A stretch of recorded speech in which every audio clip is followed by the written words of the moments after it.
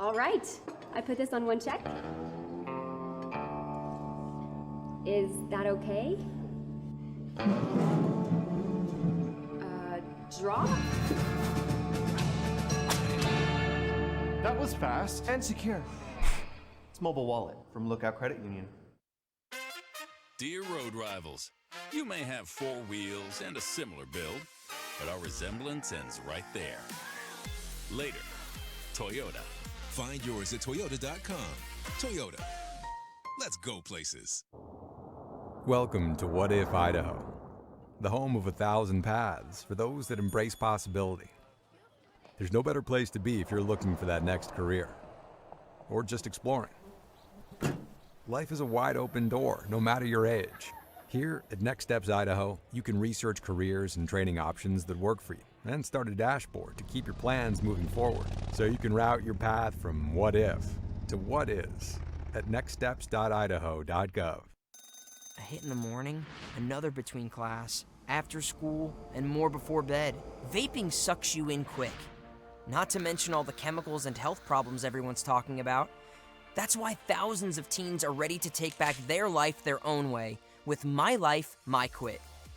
When you sign up with us, you'll get a free and simple quit plan that makes it easier to stop vaping. Visit mylifemyquit.com or text Start My Quit to 36072. We're Valley-wide cooperative. For 100 years, we've been your first choice for residential and commercial propane, fuels, oils, and lubricants. We service HVAC, install water heaters, propane tanks, and accessories. And yes, we'll even deliver right where you need it. Because for us, serving is more than a job, it's a way of life. We are proud to employ your neighbors and to be a cornerstone of your community. We're Valley-wide. Yesterday, today, and tomorrow. We're here for you. Always entertaining and occasionally controversial, the East Idaho Prepcast covers every inch of District 5 and District 6 activities in Idaho. Just think about this. The Highland Ram cheerleaders won their 14th 5A title in the past 15 seasons. And then they went on to win the national competition in California. Hosted by Sean Kane, the East Idaho Prepcast features the biggest stories happening in your area. Just go to IdahoSports.com and click Prepcasts in the menu to get caught up on what you've been missing. Or check out each week's episode on the IdahoSports.com YouTube channel, Facebook page, or wherever you download podcasts.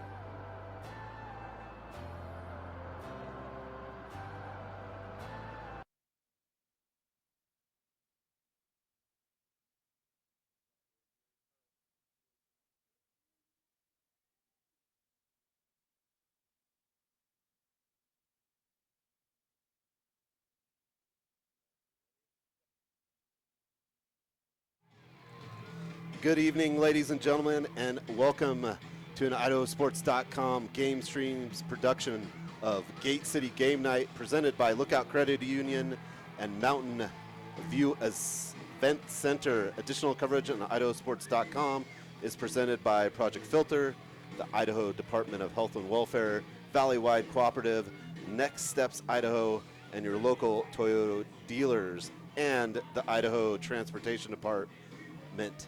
Well, tonight we come live from Iron Horse Stadium, where the Century Diamondbacks come to take on the Highland Rams on this fresh turf. Hi, everyone. Welcome in. I'm Sean Kane. I'm joined with Dallin Fryer, or he messed up. I even thought about it. Dallin Fryer. I know you did. And I'll tell the story of why I keep messing up, but Dallin Fryer is joining me tonight. here as the Century Diamondbacks come to take on the Highland Rams. And coming into this, the Highland Rams are 2-0. They beat every team called Skyline. They beat Skyline from Utah 52-7 at the Rumble. And then last week on Thursday night, Gate City Game Night, they took down for a three-peat defending state champion Skyline 31-20. We're going to have the national anthem, and we'll be right back.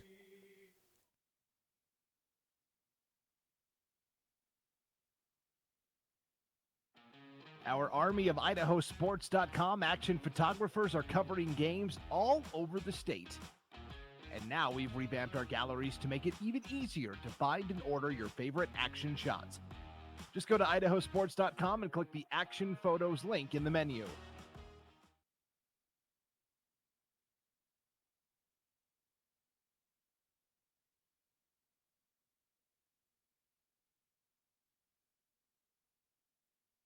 Make the memories of this game last a lifetime. By downloading the digital game file of this contest, you can have your own personal copy of this game forever. These make great gifts for the student athletes involved. Just click the Order Now button for more details. At all our local Teton dealerships, we're committed to our no problem philosophy. No problem means we'll find it, not we don't have it. No problem means the same fair prices that we've always offered on our new vehicles.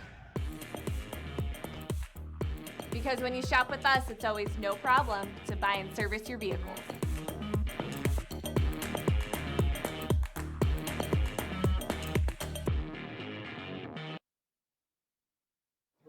All right, welcome back in to Gate City Game Night as the Diamondbacks are visiting the Highland Rams on the new Iron Horse turf. That was completed at 3 p.m. today as coach, or not coach, well, he was a coach, but now he's an AD. Travis Bell of Highland told us as we were walking in the building. So we've got two teams here coming in on a couple different paths like we started before the break. Highland, number 4 in the coaches poll, 2-0. They defeated Skyline of Utah 52-7. And then last week on Thursday night, Gate City Game Night defeated Skyline of Idaho Falls 31-20. I was there. It was a great game. It was a great game for the Highland defense and the offense. Jackson Riddle had 108 yards. Or through 2 games, Jackson Riddle is averaging 108 yards, 5 TDs, 6.4 yards per carry. Drew Hymas is also running the ball very well at quarterback, averaging 6.9 yards per carry, and just a lot of offensive weapons for Highland. You know, you've got Drew Hymas as quarterback. You have Jackson Riddle in the backfield running the ball. You got Ridge Barrera out there. There's just a ton of weapons. The question kind of was going to be the defense, and the defense showed up big against Skyline. 4 fourth down stops, an interception, and a fumble recovery. So, you know, really good job by Highland against a very good Skyline team. And then Century, on the other hand, comes in at 0-3. They've kind of been on the gauntlet of teams. Their first game was against Sugar Salem, the defending 3A champion team, and they'll be looking to be the four-time defending champion team, I think, this year, and they lost that 43-0. Century then played Hillcrest at home and lost 44-0. And then last Friday, Bonneville visited Century and defeated the Diamondbacks 56-7. So, what do you got for us? You know, for the Diamondbacks, they're obviously in a rebuilding stage, and you don't want to just say rebuilding because it's hard in high school to rebuild, but they're more like rebuilding their culture. And they were finally able to crack the scoreboard, which doesn't always seem like a big point, but in Game 3, after being shut out 2 consecutive games, finally getting on the scoreboard really makes a difference. And so look for the Diamondbacks to come out early. This is a big game. Whether you know the average fan knows this, they're in the same city. Yeah. And so anytime that you're playing against a crosstown rival, it doesn't matter if you're 4A, 5A, 3A, whatever it is, you're always going to bring the juice and you always want to beat your crosstown rival. And so Century, you know, they're looking to make some stops early and keep their offense on the field. I mean, and you hear that a lot of the time. You want to make sure that you keep your offense on the field, but in this case, Century needs to keep their offense on the field as long as they can sustain drives. On the other side, Highland, they can't fall flat. This is what you call a trap game, and they've had a great performance last week against Skyline. They got to keep it going because they've got a tough schedule ahead of them, tough conference they play in. Yeah, you know, it's kind of like that one year the Detroit Lions didn't win a game, but you didn't want to play the Detroit Lions that week because that was a team that could come out and bite you. And, you know, kind of the same thing. All these guys know each other. Century, Highland, located both in Pocatello. They've probably played Little League for a bunch of years. They've played junior high, separate, go to your high school. So, you know, everyone knows each other and everyone gets up for these games regardless of what's going on. And, you know, it's a fun time for the city and little in-city rivalry. And Highland's going to kick off here. And as you can see, you know, we got the new turf here, just freshly stitched it down. And Highland will kick off. We do have homecoming tonight here as well. So, you know the juices. You always want to win your homecoming game, especially against crosstown rival. And so look for Highland to try to set some fireworks early. Yeah, definitely. Just, you know, Highland, great to be home after the tragic fire and be playing in their home field. And that is, kickoff's going to go out of bounds, and we're going to get the flag. I think it made it out in the corner of the end zone, actually. Oh, did it? Perfect kick. Wow. Now, again, like at Lookout, and I've said this before, sometimes I look at the yellow lines for the soccer field, and if it's by someone's foot, it looks like a flag. It's really convenient that we have these fields that are multi-purpose, but for broadcasting purposes, not always so ideal. Yeah, you can kind of tell in the Rams in the end zone. You can't see it on screen, but you can't see the yellow line at all. But here we go, Deacon Crabtree in the shotgun. First down and 20 for the Diamondbacks. Opening drive, first quarter action. Interception, straight off.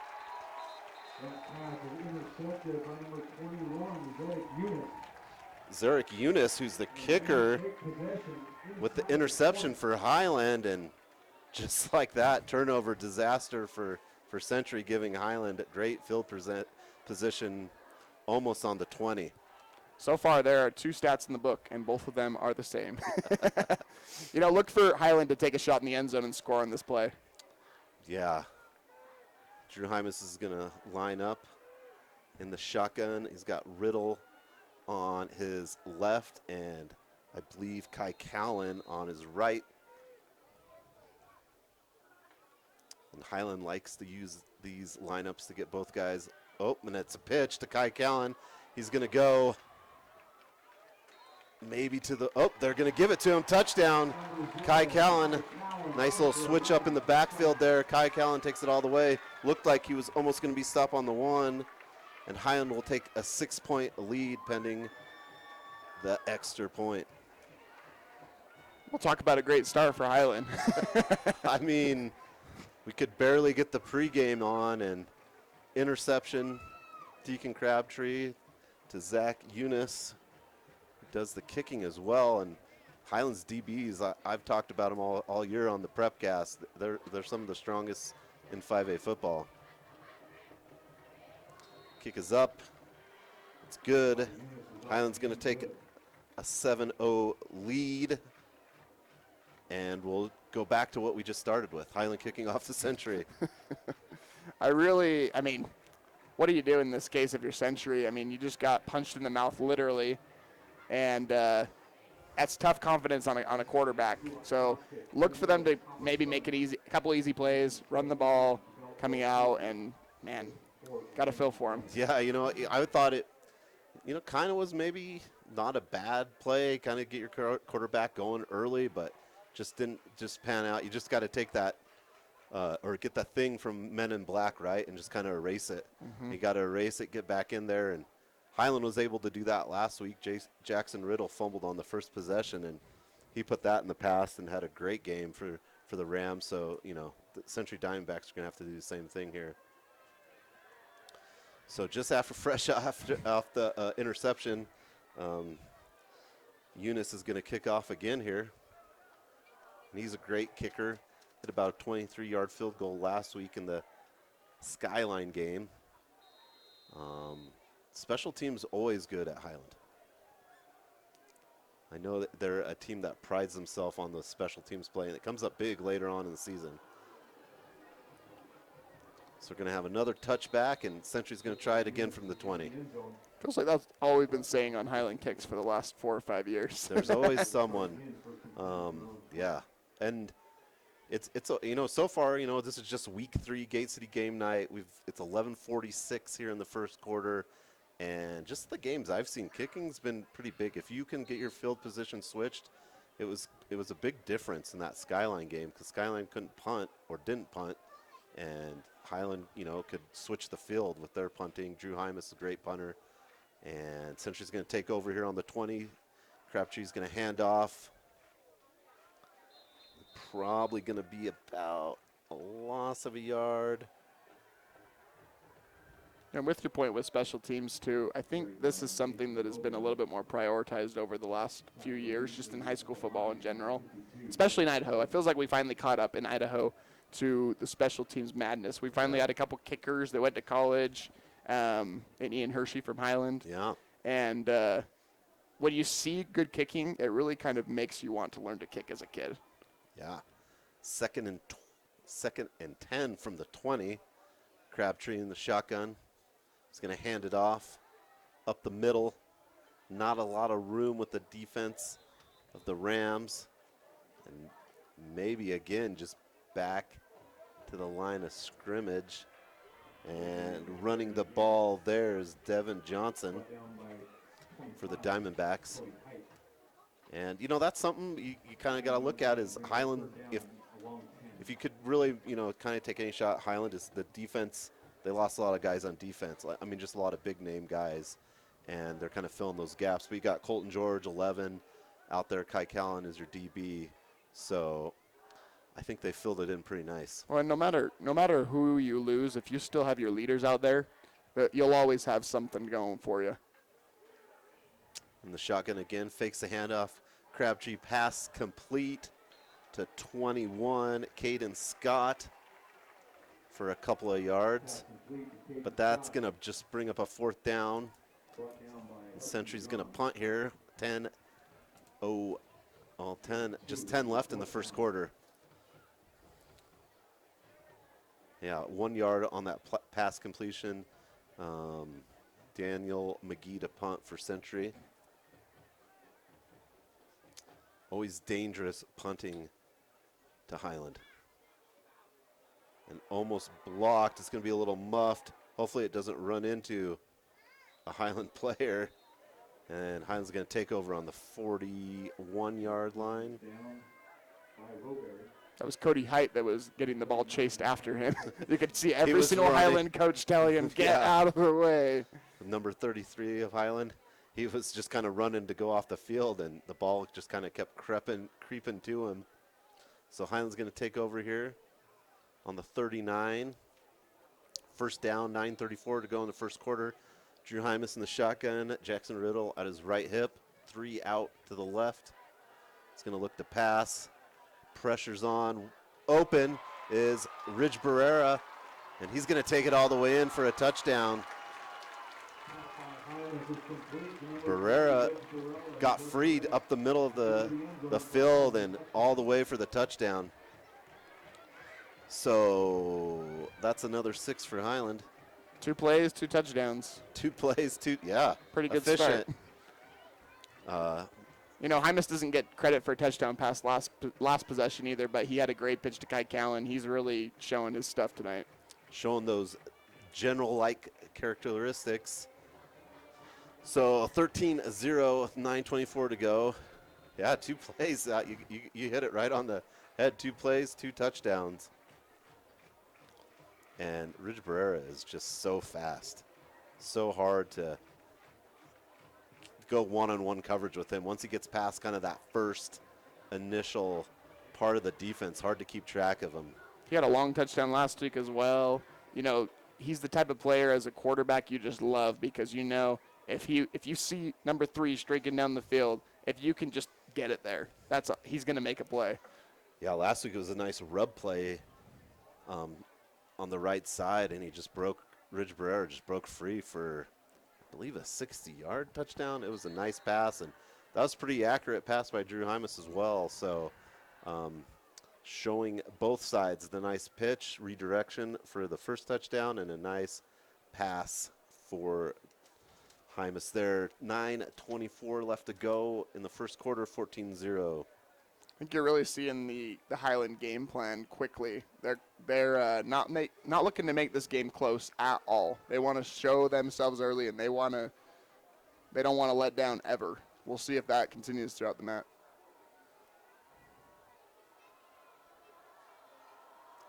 Kickoff is up, and a line drive touchback.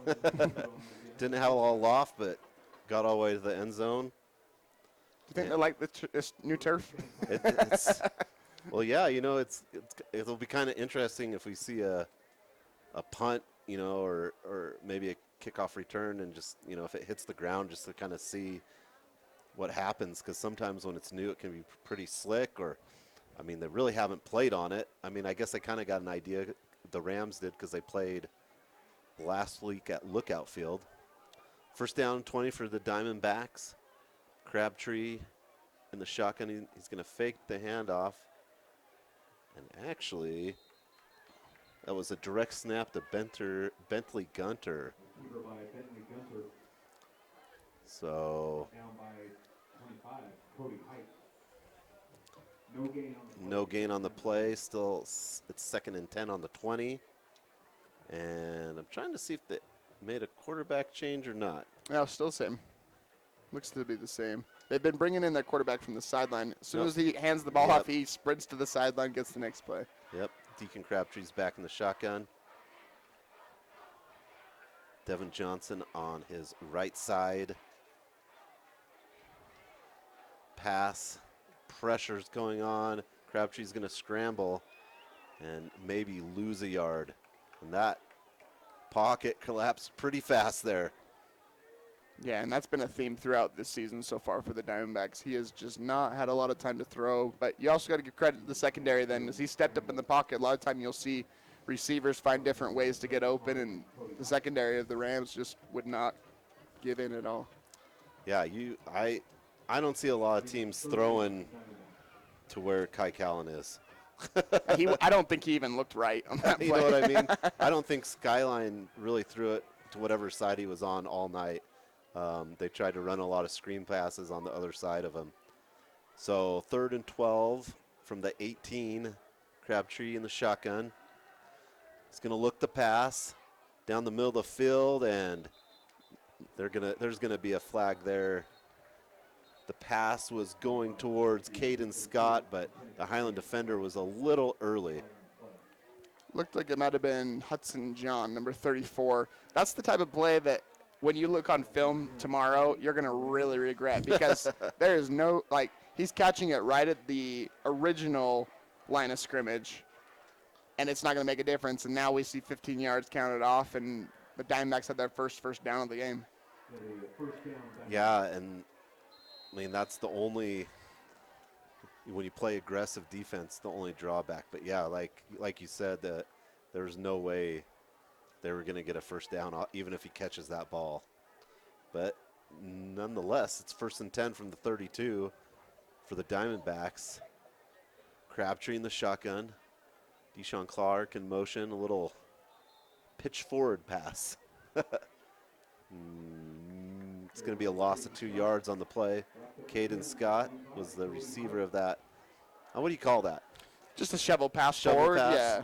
I mean, it was kind of an underhand shovel pass. You see Patrick Mahomes make that pass sometimes, and the play design was good, but the Highland defense had such good penetration right off the snap that I mean they're outsizing Century up front as well, which you'll see in pretty much every 5A4 a game. Yeah. And Highland especially, a lot of big guys up front. Crabtree in the shotgun. Handoff. lunging forward for a couple of yards is Caden Scott. So not a bad job for Century right there, getting some positive yards. And I think if you're a young team like Century, anytime you can just kind of get the positive yards. You know, you've dug yourself a little bit of a hole right now. How can we just kind of get positive? So 3rd and 8 from the 34. Crabtree shotgun. 3 wide receivers bunched up on the right-hand side. It's going to fake the handoff. It's got Caden Scott in the flat, and nice tackle by Kai Callan.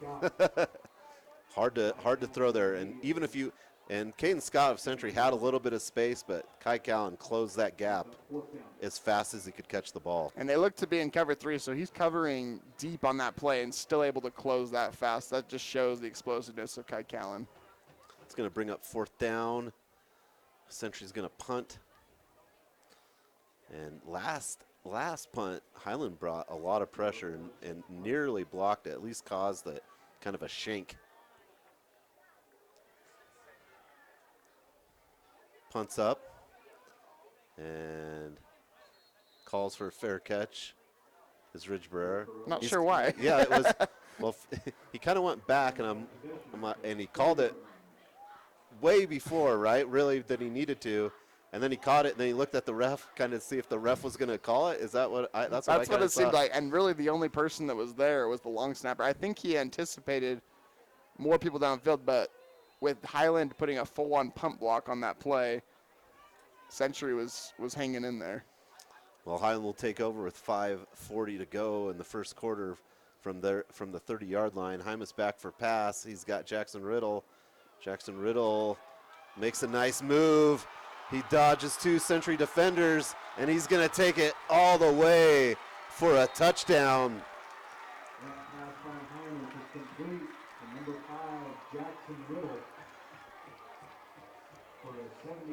Make that 3 plays, 3 touchdowns for the Rams. 3 plays, 3 touchdowns for the Rams. You know, with the NFL season coming up, that's what you want on fantasy football. Oh, that's what I live for. Right? 3 plays, 3 touchdowns. That pass to Jackson Riddle was 70 yards. 70-yard touchdown pass. And the kick is up and good, so your score is 21-0, 5:25 to go in the first quarter. As fast as I can write something down or switch something or gather my thoughts, Highland scores. And it's just something that these games are really hard for a team like Century because, like you said, they've played just about, I mean, they played a 3A school to start, but it was Sugar Salem who could compete with a lot of 5A schools. Yeah, definitely. And especially confidence level, 3 state championships in a row. If you follow them on social media at all, they show the confidence at all times. And, I mean, we look at Century, after that they played 2 great 4A schools, and then leading up to Highland, who may be, like you said, the best team they play this year. Yeah, I think Highland's a little under the radar right now. Coaches poll came out today on IdahoSports.com, and the coaches have Highland as 4, and I don't know about it. I mean, I mean, if you just watched any Century games last year, the offense, the names have not changed one bit. Defense, like you said, maybe a little more different, but the main players are still the same. Colton George, Kai Callan. Yep.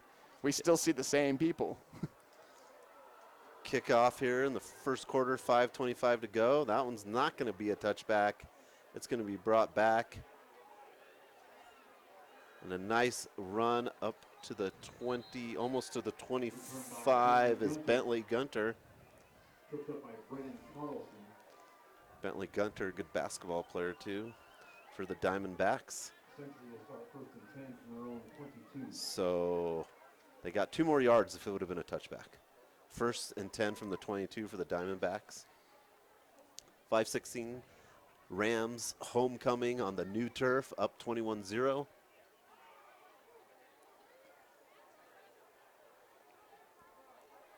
Century lines up in a direct snap to Gunter.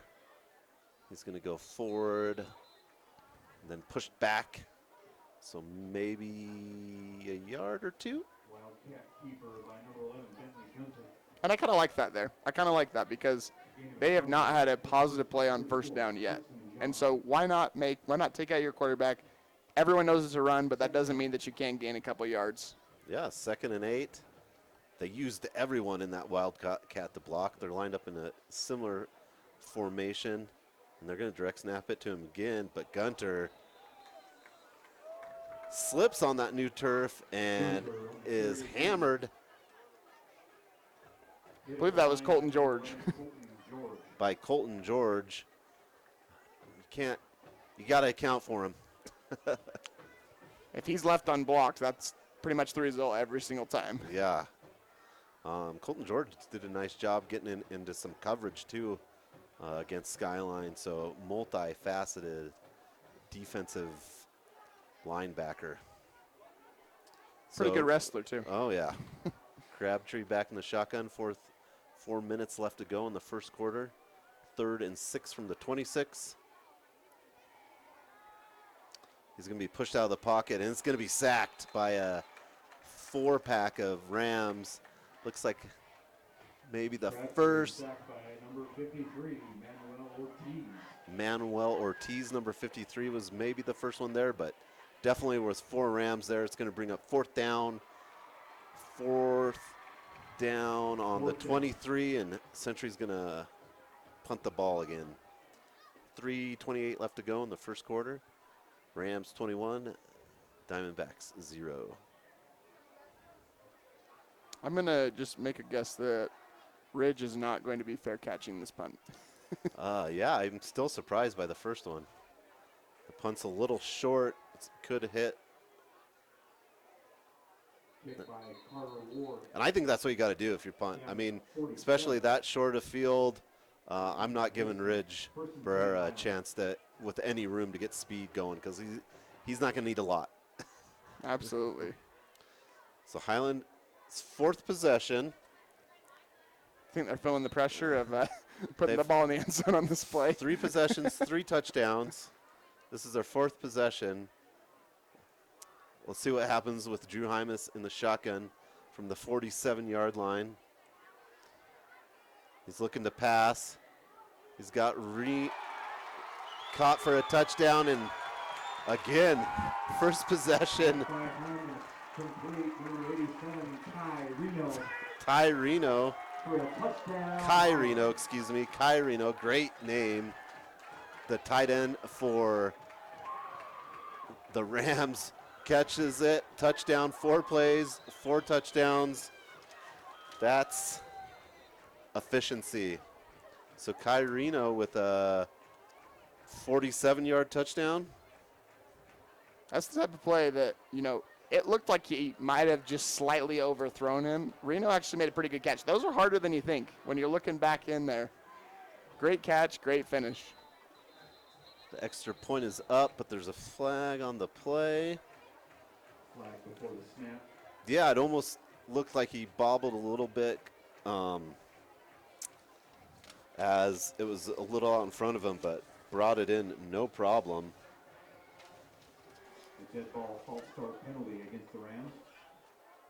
Yeah, Cy Reno. I like that name. It's a great name.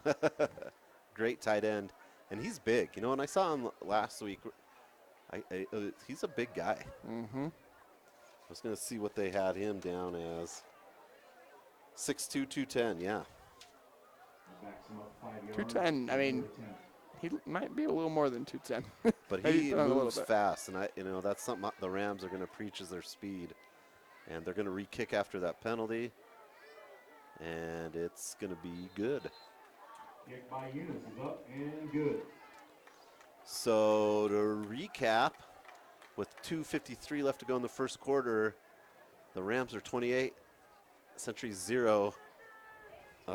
Breaking news, the Highland Rams are good. And I mean, like you said, the coaches poll had them at number 4. And, this game might not be indicative of either team's season, but efficiency, like you said, 4 plays, 4 touchdowns, and they have not let down.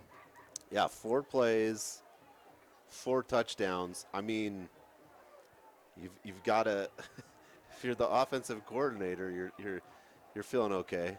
Well, and if you're Hymus, I think your a quarterback rating can't go any higher than what he has currently. 3 for 3 and roughly 150 yards I'm passing. going to need a calculator. I'm going to need the calculator. Yeah, so, 3 for 3, 3 touchdowns. I mean. And an option pitch. I mean, like, he's been involved in every single touchdown. And yeah, just nice job by the offense, by the Rams. So we'll have Highland kicking off here with 2:53 left to go, just in the first quarter of action here at Iron Horse Stadium, Gate City Game Night.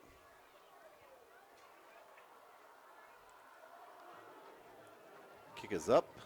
We'll have a touchback. Diamondbacks will take over on the 20. For Eunice, too. That was his best kick, I will say. And so at this point, you're just practicing kickoffs as well. Yeah, Eunice, every kick last week was except maybe one was a touchback off the top of my head. But yeah, just a great weapon. So, just knowing you're pretty much going to start on the 20 every time is, the defense knows what they're going to get when they get out there on the field. 1st and 10 on the 20 for the Diamondbacks. Deacon Crabtree in the shotgun. He's going to take it. He's going to look to pass. Pump fake. And it's going to be brought down. Maybe get back to the line of scrimmage. And I think it was Number 53, Manuel Ortiz. 53 Ortiz again. He's been busy. No gain, 2nd down. Yep, so 2nd down, no gain on the play. Crabtree gets back to the line of scrimmage. 2nd and 10, 2:28 and rolling here in the first quarter of action. I keep wanting to say in second quarter, I don't know why, but first quarter of action, it's just been boom, boom, boom. Yep. Crabtree in the shotgun, 2 receivers on his left side, closest to us. It's going to be handed off for just probably back to the line of scrimmage by Caden Scott. And, unfortunately, what I'm seeing is that Century offensive line is just not able to get a push. They're just holding them off, and it's allowing the Rams to get in there and cause a lot of disruption. Yeah, and it's been a theme throughout the season so far, and hopefully something that the Diamondbacks can salvage throughout the season. Doesn't mean you're going to fix it completely, but if they can figure out some game plans, strategies, how to salvage it. That play's going to be blown dead. Yeah, I mean, you're only going to get better playing the best, and for what I think and what it's worth, I think Highland is a really good 5A football team this year. Absolutely. I think they're going to be competing late when it's cold, and so when you get to play a team like that, you get to see.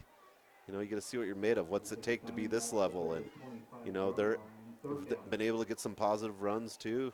It was just that interception at the start was very difficult.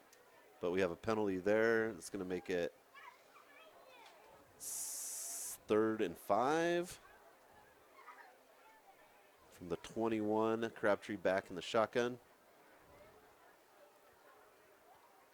And they gotta have this 3rd down stop. I think it's smart timeout right here. Yep. They're going to take a timeout. We're going to take it with you. It's Gate City Game Night on IdahoSports.com. The Rams are leading 28-0 against the Diamondbacks on their home opener here at Iron Horse. We'll be right back. Yeah, I know a little something about myths. Like the myth that speeding isn't dangerous. Oh, and that myth you can tailgate at a safe distance. Or that you could safely weave in and out of traffic. Don't be fooled by myths. You'll get yourself into a hairy situation. Stay focused on the road. Be a legend like me. Have you heard the one about Charlie over at Pay Lake? Make the memories of this game last a lifetime. By downloading the digital game file of this contest, you can have your own personal copy of this game forever. These make great gifts for the student athletes involved. Just click the Order Now button for more details. All right, I put this on one check. Is that okay? Draw? That was fast and secure. It's Mobile Wallet from Lookout Credit Union.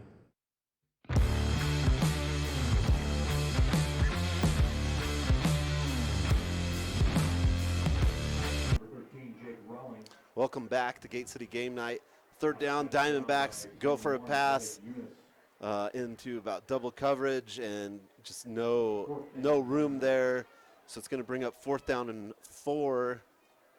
And the Diamondbacks are going to punt, but I mean they're close there. They're close to first down, and you just got to think those little victories are gaining some momentum. A young program, a really good freshman class that's been doing well for the Diamondbacks. Absolutely. Punts up, and it's fair caught again by Ridgeburg. That one I think had more justification. But I was just waiting. It made sense. So Highland's going to take over Highland starts again, 1st and 10. For their 5th possession 47. on the 47. And they've had 4 possessions so far and 4 touchdowns. So what's Highland going to do here? First down on the 47. Drew Hymas in the shotgun, 3 receivers to his right. And that's where Hymas is going to look. He's going to let it fly, and it's going to be intercepted. All right. By Pass is intercepted. number 12. That's number 12, Kobe Valentine. Number 12, Kobe Valentine. His jersey got scrunched up after getting tackled, and interception. Diamondbacks, they'll take over with 1 minute to go in the first quarter. And I mean, they had to have an idea that pass was coming, and you know, when you get beat a couple times, you feel yourself going back more on your heels, and you start to look for more opportunities like that. Big time play. They needed that desperately. yeah, and the intended pass was to Jet Richards of Highland, and just a little overthrown, or good coverage by the Diamondbacks. So first down, and that run play will just go back to the line of scrimmage, and it may be the end of the first quarter, or maybe one more play here. 40 seconds going down. So 3 plays on that run. 30 seconds. And I think they're going to have to run at least one more play, not to get the delay game. So 2nd and 7, 20 seconds left to go in the first quarter. Crabtree in the shotgun.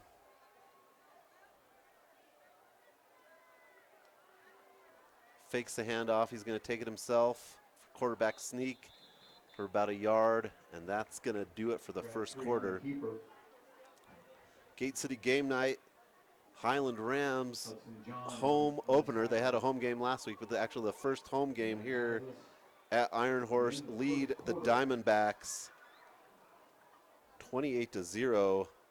We'll take a quick break and be back for second half action.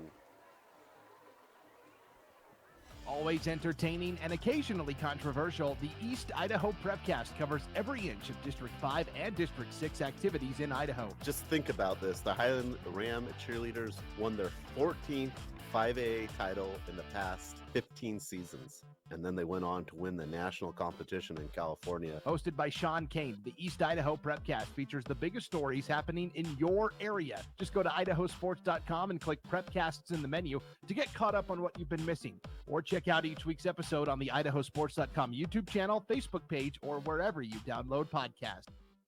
I'm Connor from Idaho Falls. In high school, I started having trouble with my muscles. Playing football, kids half my size were pushing me around. My mom and I spent months traveling the country looking for answers. We finally got one right here at Ermac. I have a rare disease that causes my cells to lose energy. After 2 years of using a wheelchair, the therapist at Ermac taught me how to walk again. Now I can do the things that I enjoy and live the life I want. That's why I say, take me to Ermac. Welcome back to Gate City Game Night as the Highland Rams are up 28-0. The start of the second quarter action here. Diamondbacks 3rd and 7. The Deacon Crabtree pass is caught to Deshaun Clark, but Kai Callan's going to blow him up, and it's going to be 4th down. Man, Kai Callan is fast.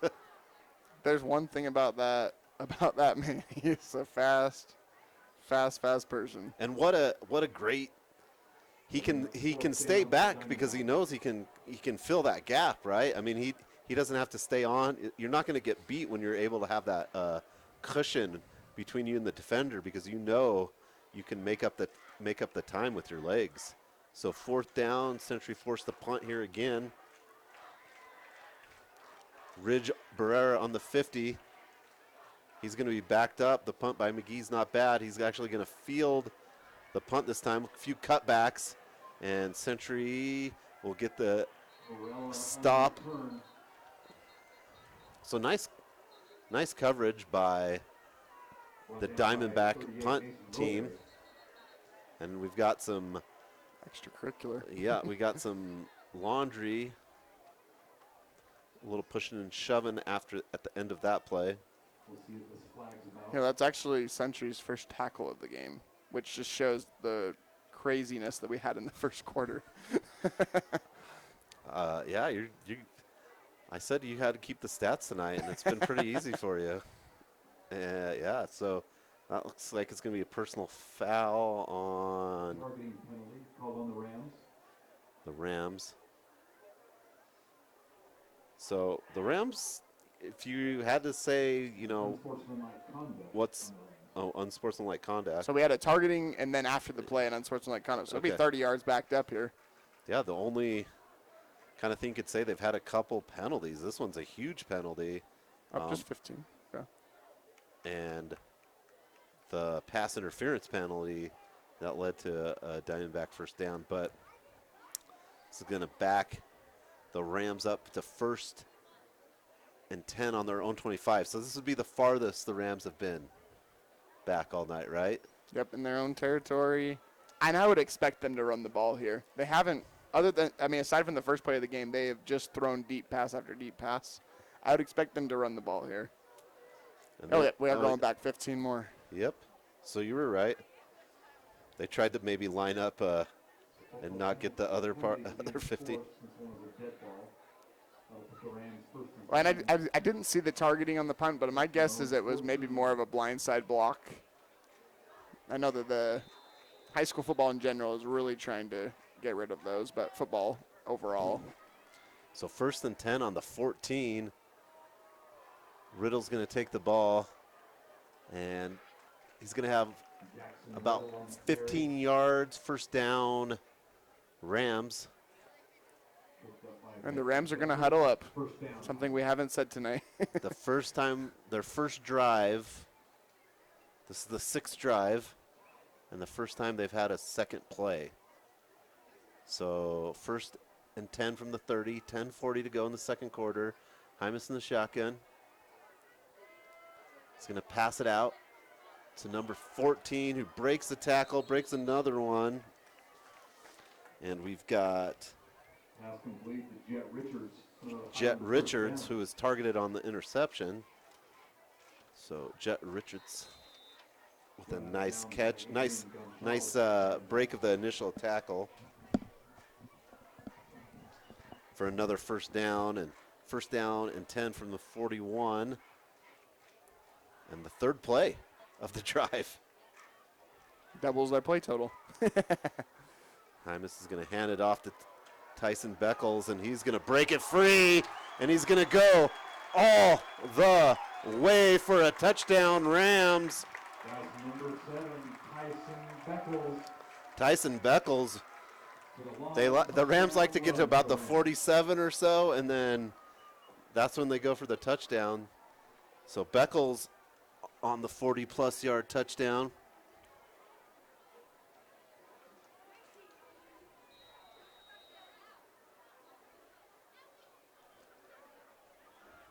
Why, I have the score here.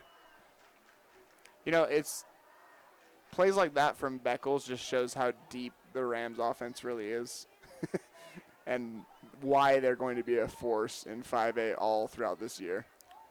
Yeah.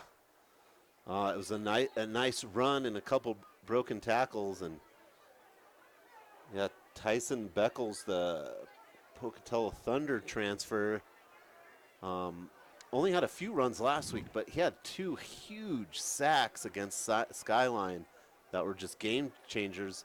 Beckles got in for a little defensive end. This is an interesting development. Colton George had to come out of the game. I don't know why, and so they have a different long snapper in. That didn't matter. No. Yeah, but it was just a kind of a short little pause there, right? Yeah, the refs called George off the field. It looked like maybe his mouth guard wasn't in. Maybe he didn't have his mouth guard with him. I don't know what it was, but he came running off the field with his arms out wondering what was going on. Nonetheless, it's 35-0 after the Beckles touchdown.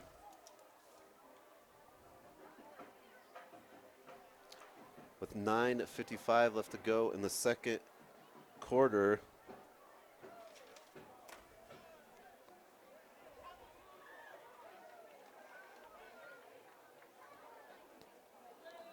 As I fix our scoreboard there.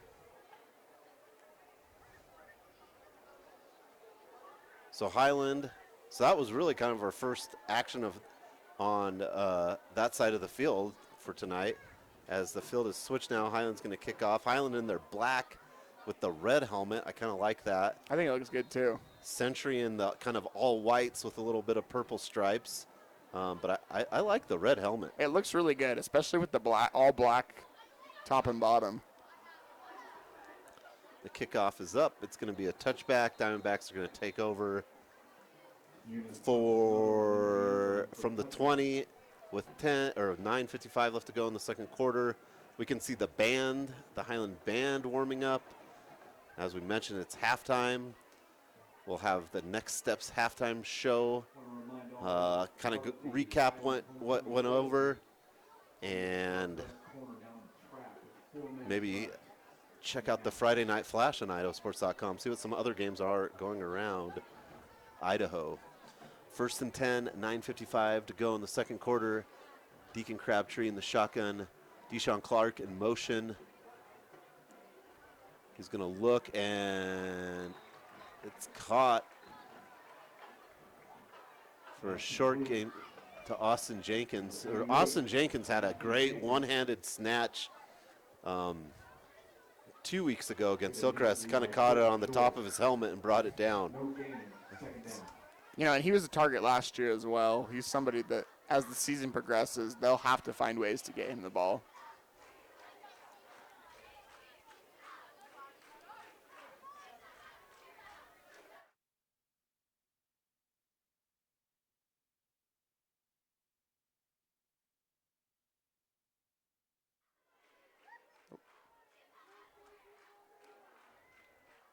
Second and 10.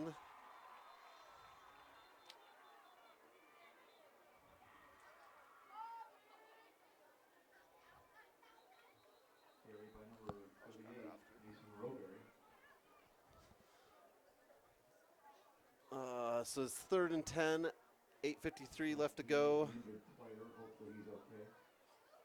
in the second quarter. Have an injured Diamondback on the field.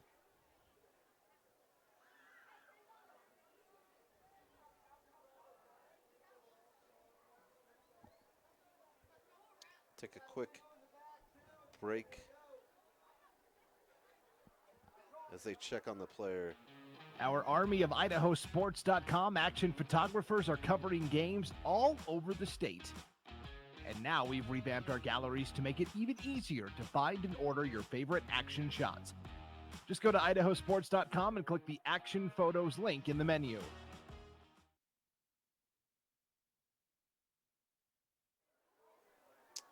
Welcome back to Gate City Game Night. Third down for the Diamondbacks here, 3rd and 10. And it's going to be sacked. Deacon Crabtree sacked. Crabtree is sacked. Number 11, Colton And George, guess who? Rams. Colton George on that sack. And just great penetration by the Rams defense.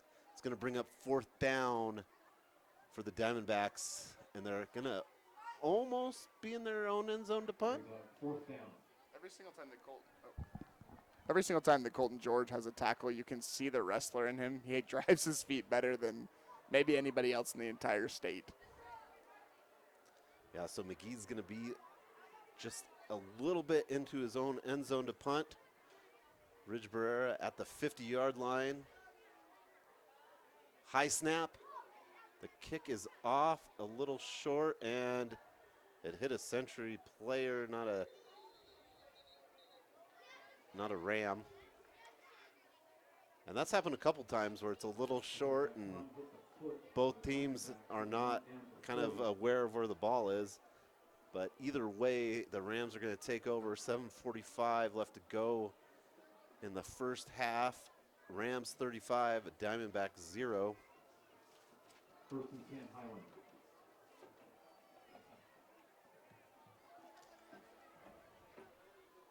The Rams will take over on the 40 inside Diamondback territory. And last drive, there was 3 plays and then a touchdown for the Rams. Beckles with a 47-yard run. And the Rams are going to take over. Well, I think there may be a discussion about the placement of where that. Because it did make contact with the Century long snapper right at the 40, but then was recovered by. Yep, they're going to go to where the ball finished.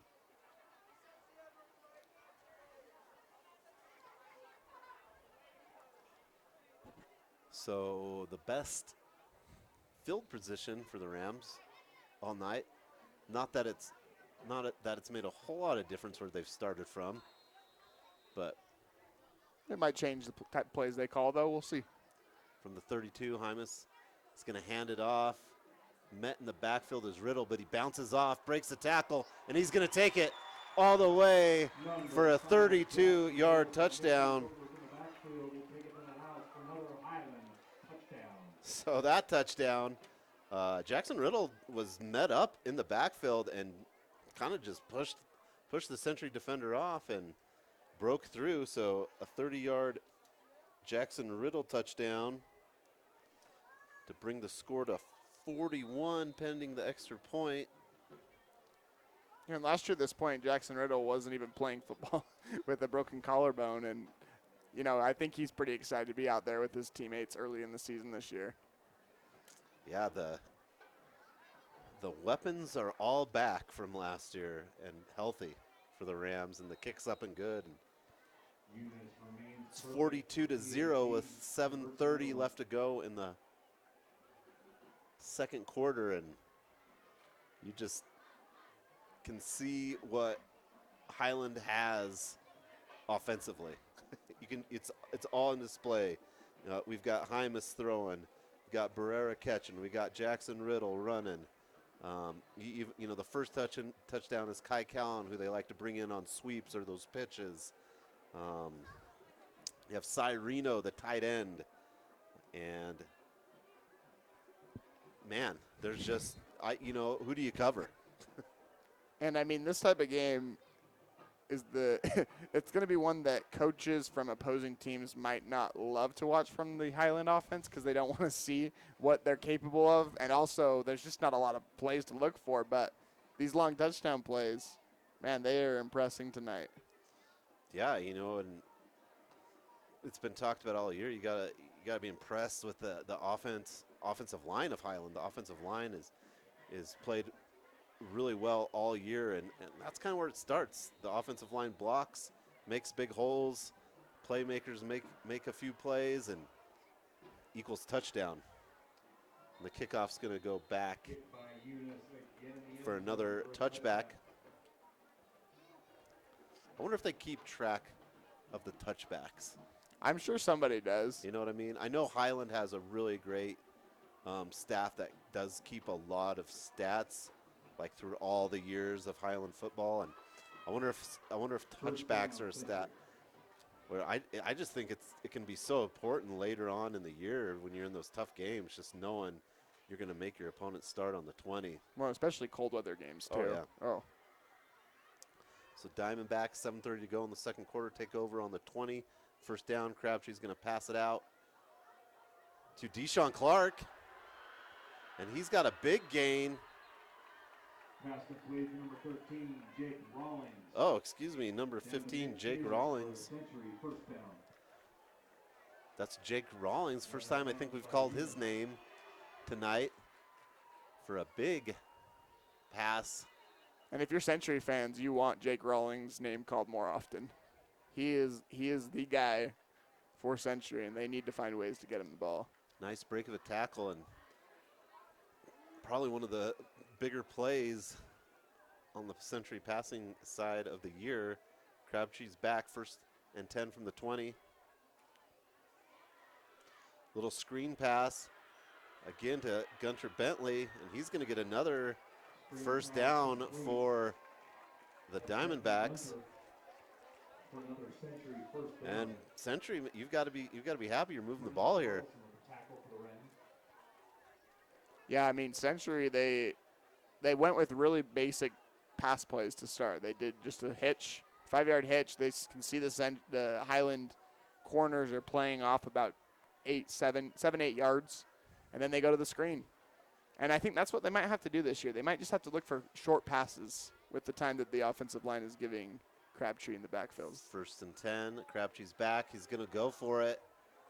He's looking down, and the catch is caught and completed on the 10-yard line. Pass by Crabtree, complete, number 13, Jake Rawlings. Diamondback first down. Number 13, Jake Rawlings, with 2 huge pass catches right here. And the Diamondbacks are in scoring position. Just a great play by Rawlings there. Crabtree threw it up there, but Rawlings really made the play there. Kind of came back a little bit to the ball, and now it's 1st and 10. Diamondbacks in scoring position for the first time tonight with 5:55 left to go in the second quarter. Man in motion, Crabtree's in the shotgun. And Highlands pressures. It's going to get there and stop the play. Incomplete. 21. Caden Scott was the intended receiver for the Diamondbacks. Incomplete. But nice job for the Diamondbacks. Man, it's I'm sure looking at the field from this side, looking at that end zone this way is very comforting for the Diamondbacks right now. I mean, you know, say you go 4 and out right here, right? I mean, at least they're on the 10. At least the Rams are on the 10-yard line. Yeah, and I mean, you actually see some success. I mean, obviously there's not always moral victories, but I think in these types of games there are moral victories for sure, and they're all building blocks, and that's what the Diamondbacks need to look for now. Yeah, everyone's goals are different. The goal right now is a Century touchdown, and Crabtree's pass is going to be tipped at the line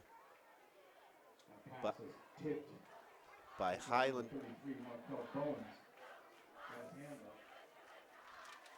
I believe it was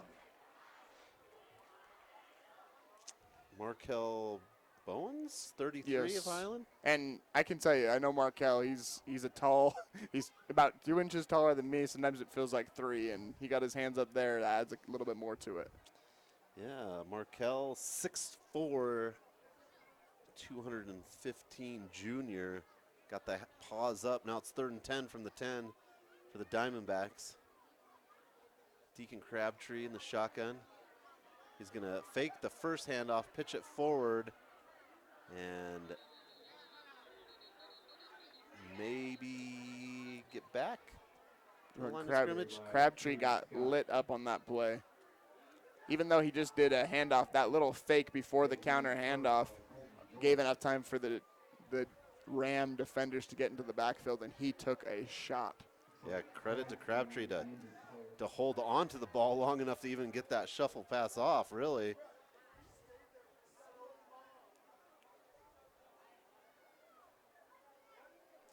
So 5:28 left to go in the second quarter.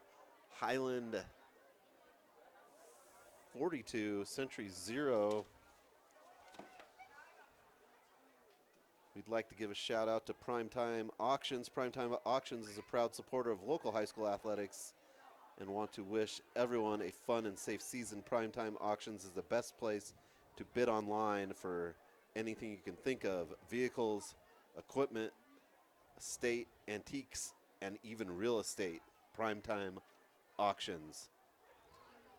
You know, I've looked into Primetime Auctions a few times, and I find myself browsing for way too long because there's a lot of pages of great stuff on there. You know what I always want to buy when I look at Primetime is like maybe a restoration company goes out of business and they have those giant fans. I don't know why, but I They feel, just fascinate you. I feel like how could it go wrong having one of those giant fans? You know, Yeah. if there's a leak or anything, right? You could just have that done. Well, while they check out Crabtree, we'll just take a quick break with them, and we'll be back on Gate City Game Night, IdahoSports.com, Highland 42, Century 0. Well, is Irmac really the best hospital for pediatric care? I mean, aren't all ERs the same? Not all ERs are the same. Irmac's ER has been delivering high-level clinical care for over 3 decades. As a Level 2 trauma and burn center, Irmac is well equipped to handle pediatric injury and illness. All Irmac ER nurses have higher level pediatric certifications, and that's just not common in all ERs. And this expertise and experience is found only at Irmac.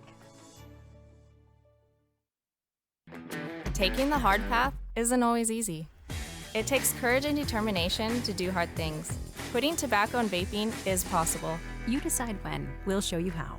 Learn more at projectfilter.org or call 1-800-QUIT-NOW.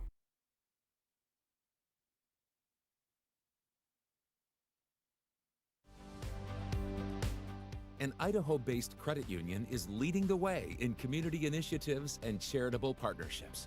Recognizing a need for change, Lookout Credit Union underwent a major transformation to put its employees and their community first. Through 2 strong initiatives, Lookout Credit Union is ensuring a brighter future for its community. To find out more, visit www.lookoutcu.com.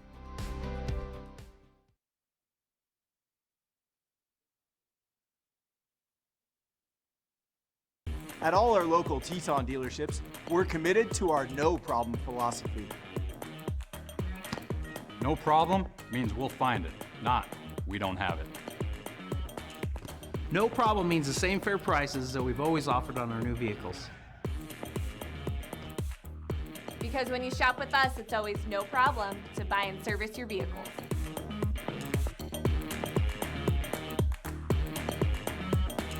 I'm Connor from Idaho Falls. In high school, I started having trouble with my muscles. Playing football, kids half my size were pushing me around. My mom and I spent months traveling the country looking for answers. We finally got one right here at Irmac. I have a rare disease that causes my cells to lose energy. After 2 years of using a wheelchair, the therapists at Irmac taught me how to walk again.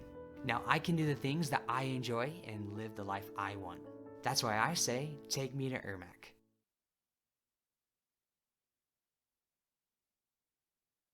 All right, I put this on one check. Is that okay? Draw? That was fast and secure. It's Mobile Wallet from Lookout Credit Union.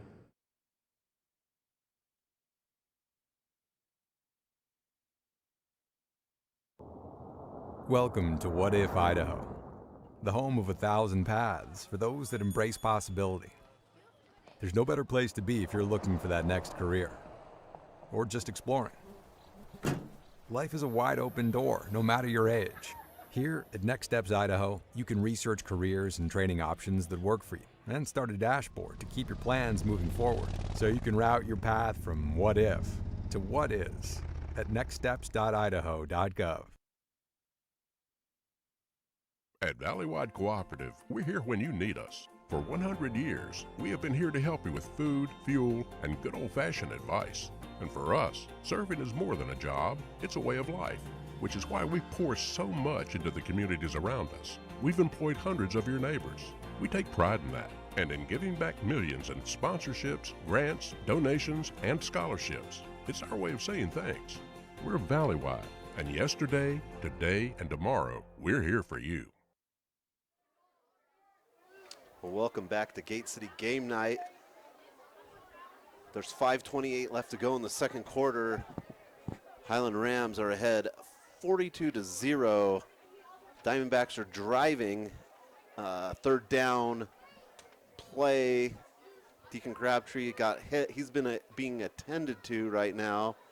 So we'll just go over a quick kind of game recap of what's happened here tonight. And, well, the Highland Rams kick the ball off. First play of the game. Get an interception. Pick off Deacon Crabtree. Then their first offensive play is a little pitch to Kai Callan for a 20-yard touchdown run for their first score. And then Century punts on their next possession. And then Highland has one play, and it's Drew Hymas 40-yard pass to Ridge Barrera for a touchdown to make it 14-0. And then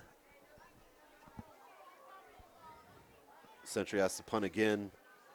And then on the next play, it's a Drew Hymas pass to Jackson Riddle for a 70-yard touchdown. And then on their fifth or fourth?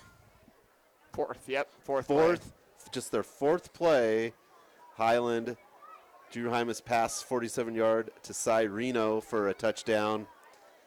And, yeah, 4 plays, 4 touchdowns. Century's forced to punt again. No, excuse me. Highland, yeah, Century has to punt again. Highland ends up their fifth play of the game is an interception, and Century takes over. Unable to, get any points on that, leads to a punt and subsequently a 40-yard Tyson Beckles run. There was 4 plays in that possession, though. There was 4 plays, yeah. There was 4 plays in that possession. We have a Beckles 40-yard run. Then Century, unable to score, has to punt. And this time it's a few more plays, right? I think it was the next play, actually. Or was it next play? Next play, yeah, that's what I thought. It was Jackson Riddle off the punt. The punt goes off the Century foot, but they go where the guy grabbed it at. So it brings it to the 32-yard line. Jackson Riddle almost tackled in the backfield. Nice bounce back off the Century defender and takes it 32 yards for a touchdown. And that's where we're at right now in the second quarter, as they're still attending to Deacon Crabtree as the Rams are ahead 42-0. What's your take on it? I mean, so last year, I only was able to call one Highland game, and it was the Highland-Lehigh game, which was their first game of the season. Lehigh had already played 2 games, and Lehigh won state in 5A in Utah. And the first play of the game, Kai Callan had a pick 6. So they start up 7-0. I believe the final score was 42-7. And that was all I saw of Highland last year. I was able to tune in on a few games on IdahoSports.com, and I watched them a little bit at state as well, just streaming a little bit. But I knew Highland was going to be a team to be reckoned with this year, a force. And when we looked at the coaches poll coming into this game, seeing them at number 4, that was not the number I had them at personally, because I believe they are in contention not just for a semifinal appearance, but a final appearance in the state tournament this year, and maybe even taking it home. They have a tradition, here. They've had a traditionally good program with Gino Mariani, and then Nick Sorrell takes over last year. Didn't know how the transition was going to be. They maybe had a few growing pains starting the season, but eventually you saw the tradition that Highland has here and the culture that they've been able to build, and it's carried over into this season as well, and I don't expect anything to change as they continue forward this year. Yeah, you could tell when it started to click as we got to do the game here against Rigby last year, and Highland was dead in the water, down 3 touchdowns. They make this epic comeback to beat Rigby here at Iron Horse, and you knew it was clicking. And you got to think if Highland has a healthy Jackson Riddle, how do those games up in Boise end up? I think it'd be a little different because the defense was on fire. Had Mason Fulmer at linebacker. He's since graduated. But yeah, I think, if Jackson Riddle plays all last year, who knows what happens. I think it makes a huge difference for that Ram offense. Absolutely. And even just looking at their, like we've talked about this, with their returning players, they know what they're doing, and it's been impressive. I think they're saying they're going to run the clock down to halftime. So we'll stand by until we get more information. I couldn't quite hear it. I think the announcer said they might just run the clock down until halftime.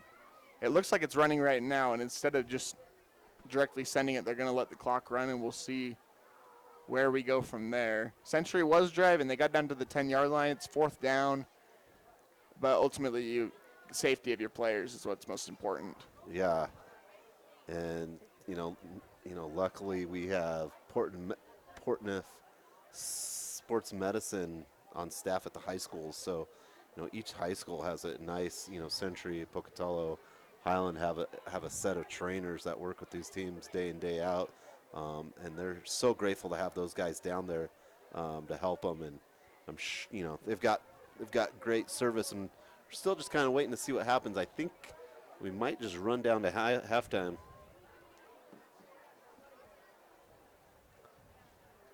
But with that being said, Century is not playing terrible. I think it's more of the case that Highland is just really good this year, and people are, I think, just not aware of it yet. Highland is a good team.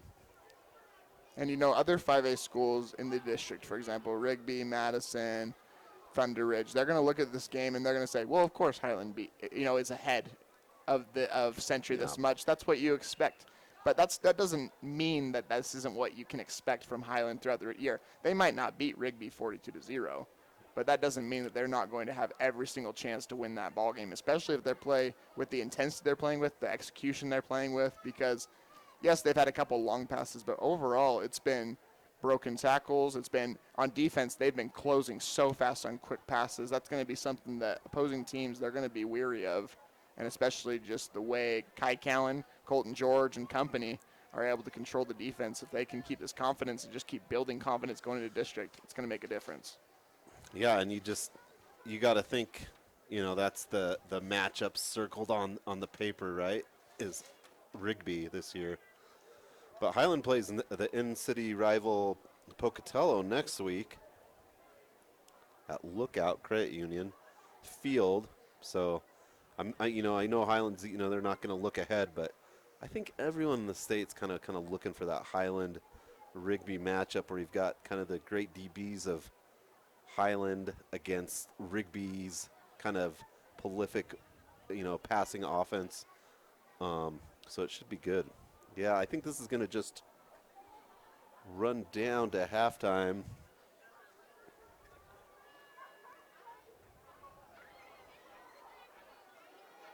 And I think we'll go to halftime with them, barring any change. Yeah, they just said they were going to let the clock run.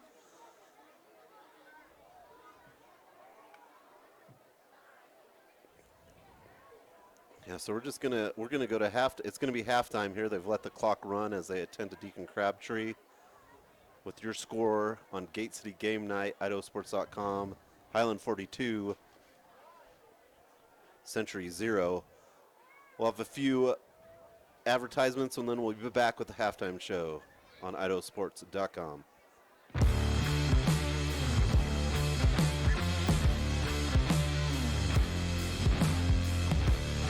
Make the memories of this game last a lifetime. By downloading the digital game file of this contest, you can have your own personal copy of this game forever.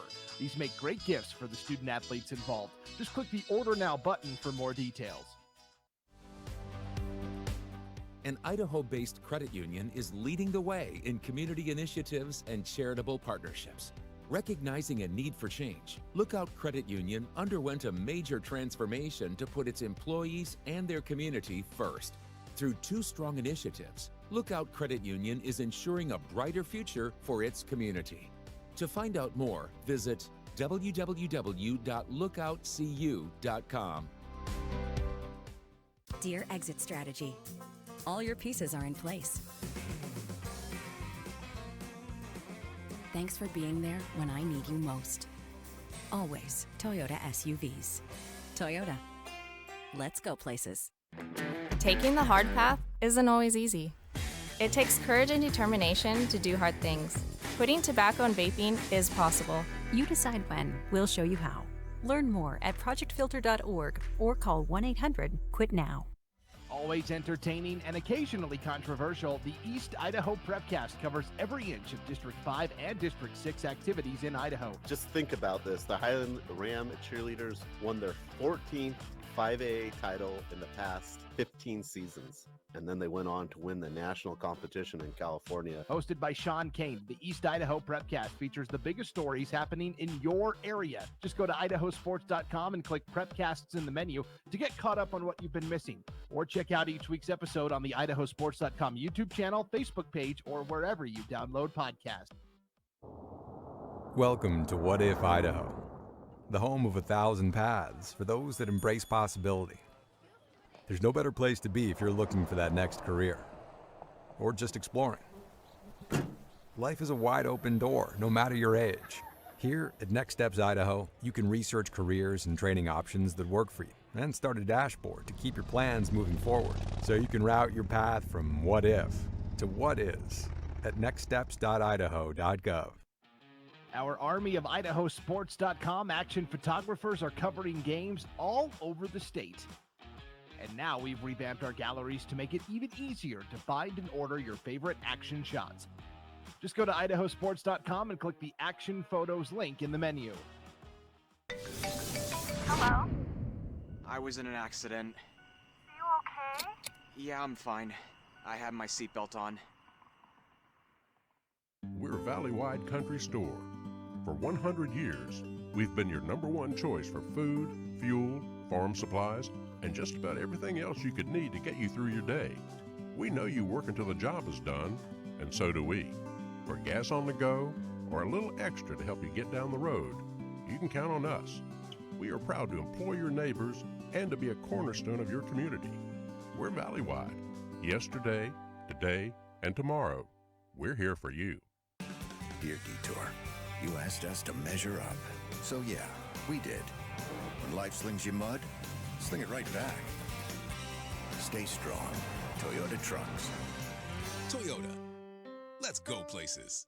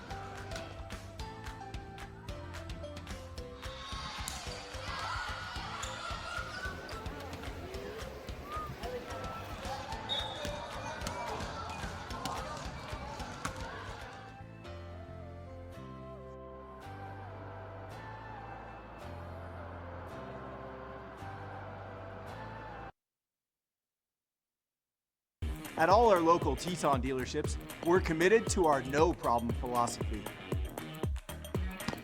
No problem means we'll find it, not we don't have it. No problem means the same fair prices that we've always offered on our new vehicles. Because when you shop with us, it's always no problem to buy and service your vehicles.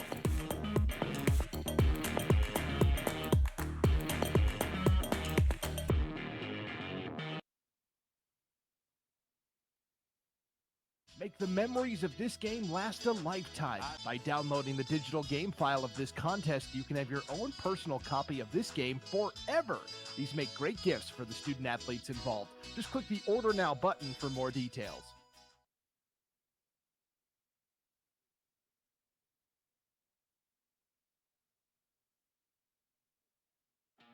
Our army of IdahoSports.com action photographers are covering games all over the state.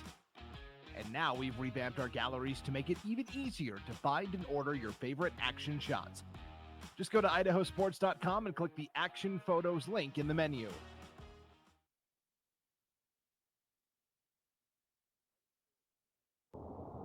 Welcome to What If Idaho, the home of 1,000 paths for those that embrace possibility. There's no better place to be if you're looking for that next career, or just exploring. Life is a wide open door, no matter your age.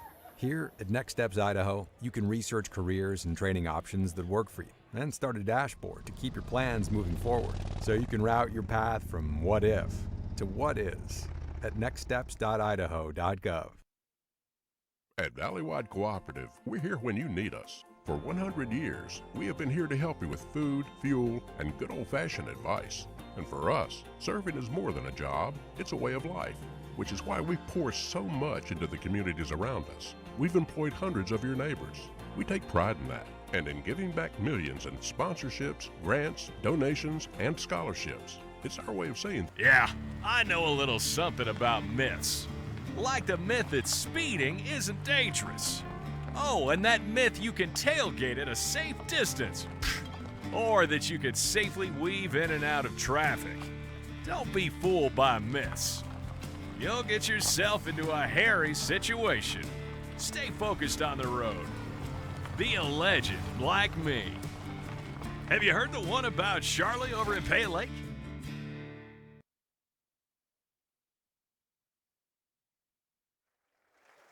Well, welcome back to Gate City Game Night. We had an injury century player, Deacon Crabtree. They've got him on the stretcher and they're taking him to medical services now. Now the question is, we heard them say they were going to run it down, but it looks like they're going to do one more play. Okay, so they let the clock run. The Diamondbacks called a timeout 5 seconds before the half, so it's 4th down and 10 from the 10. So field goal attempt by the Diamondbacks. So we got about 23-yard field goal. 27 by Daniel McGee. It's up and it's good. It is good. So we prematurely did the halftime because that's what we were told, but they did run the clock down, but the Diamondbacks took a timeout during the medical services, the Deacon Crabtree, and so 5 seconds, the Diamondbacks come in, kick a field goal, so the score is now 42-43. We'll take a quick break and be back for the Next Step halftime show right after this.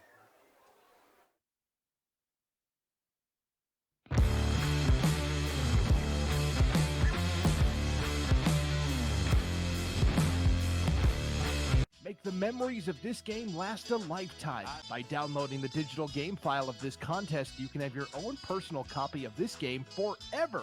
These make great gifts for the student athletes involved. Just click the Order Now button for more details. An Idaho-based credit union is leading the way in community initiatives and charitable partnerships. Recognizing a need for change, Lookout Credit Union underwent a major transformation to put its employees and their community first. Through 2 strong initiatives, Lookout Credit Union is ensuring a brighter future for its community. To find out more, visit www.lookoutcu.com. Dear Exit Strategy, all your pieces are in place. Thanks for being there when I need you most. Always Toyota SUVs.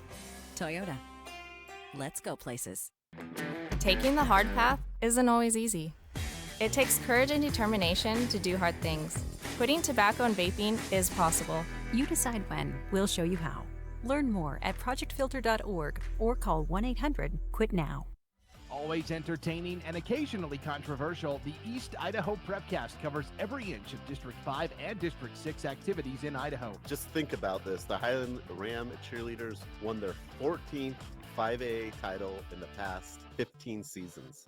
And then they went on to win the national competition in California. Hosted by Sean Kane, the East Idaho Prepcast features the biggest stories happening in your area. Just go to IdahoSports.com and click Prepcasts in the menu to get caught up on what you've been missing. Or check out each week's episode on the IdahoSports.com YouTube channel, Facebook page, or wherever you download podcasts. Welcome to What If Idaho, the home of 1,000 paths for those that embrace possibility. There's no better place to be if you're looking for that next career, or just exploring. Life is a wide open door, no matter your age.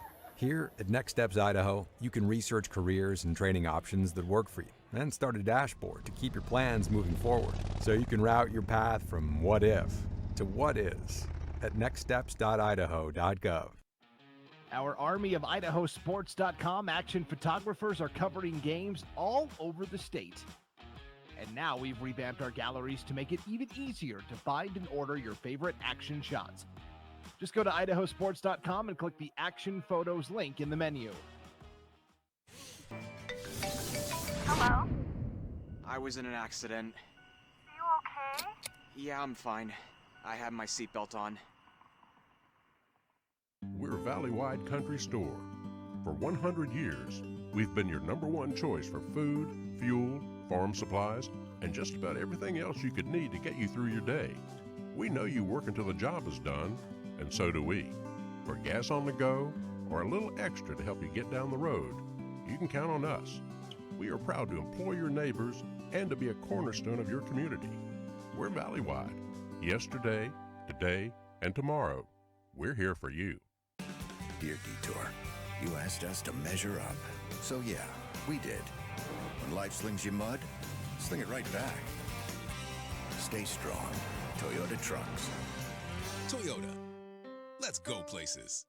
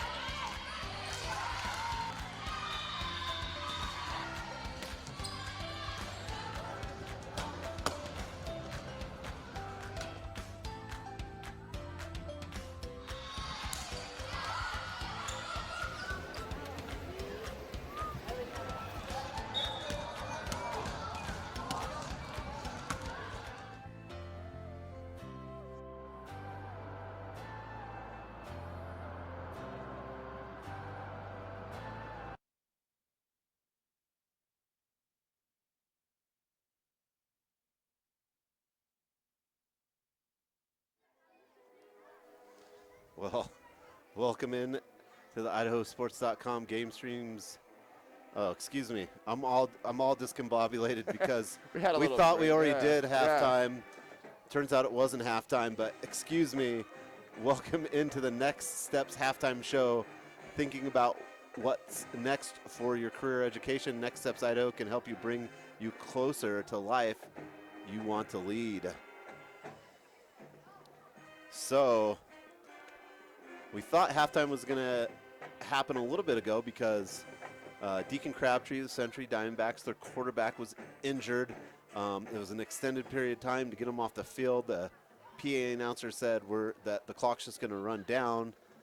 So unbeknownst to us in the broadcast booth, that Century had actually called a timeout with 5 seconds left, so they could go in and kick a field goal to get on the board right before halftime. But, you know, just kind of a devastating turn of events for the Diamondbacks as Deacon Crabtree had to be carted off the field. We kind of went over the recap a little bit. We'll have a little more recap here.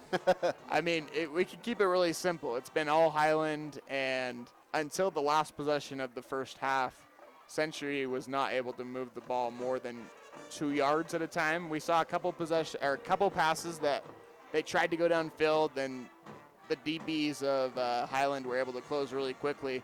It's just been basically a Diamondbacks punt turning into a Highland touchdown the very next play. That's been the theme of the half. We had, I believe, 5 of them that turned into that. Yeah, 1, 2, 3, 4. 4 play. It was 4 to start. 4 to start, then an interception, and then another one. So Highlands fought 4 possessions, 4 touchdowns. Finally, on their 5th possession, they only had 1 play. It was an interception. But just kind of to recap, the game starts off. Century with the ball, interception, first play of the game. Highland takes over off the interception, and 1 play and a pitch to Kai Callan for a touchdown. Century gets the ball, has to punt, and next play, the second play of the game for Highland, we have a 40-yard pass from Drew Hymas to Rich Barrera. Century gets the ball back again, has to punt.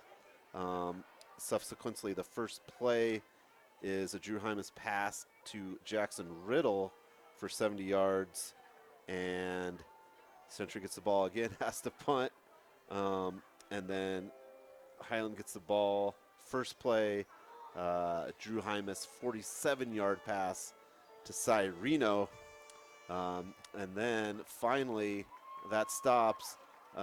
Century unable to score, but on the next defensive play the next offensive set by Highland, Drew Hymas throws an interception and Century takes over but has to punt. And then subsequently after that, Tyson Beckles gets involved for a 40-yard run, and Century again unable to score. And then the next scoring play, when Highland gets the ball inside the Century 32 after a punt, Jackson Riddle bounces off a tackle, hits a 32-yard touchdown run. Then we have the injury, which is pretty much the whole second quarter in a nutshell. About 6 minutes of actual time clock, 20 minutes of real time. Crabtree's injured the time. They say they're going to run the time down to half, but somewhere in there, they didn't announce it until the end, but Century called a timeout with 5 seconds, and you have a 27-yard Daniel McGee field goal, and that brings us to 42-3 Highland Rams lead here on Gate City Game Night at homecoming at Iron Horse Stadium. I mean, I'm hoping that Century, it's the hardest thing to come back from what happened in the first half in general, but then beyond that, losing your starting quarterback, hopefully, with the time it was on the field, seems serious, but hopefully not as serious as the time that elapsed while Crabtree was on the ground. But now they have to shift their focus because they still have another half to play. We might see running clock the entire second half. That's what the word is right now. And any type of positive momentum. They are the last team to score. It is 3-0 out of the last possession, basically. And that might be a way that they have to look at this game. And I guess another thing to look at, too, is right before the injury is Century's best drive of the night. Maybe one of their best drives of the season, really. Deacon Crabtree is able to hit Jake Rawlings for a couple 20-yard passes that get him all the way down there. And so really, Century was, doing really well offensively. They had kind of turned the tide. Maybe they're not going to come back, but at least the offense is rolling against a really good Highland defense. And then you have this injury, and then we're going to have a backup quarterback. I believe it's Adrian Gonzalez. We'll have to see who comes out.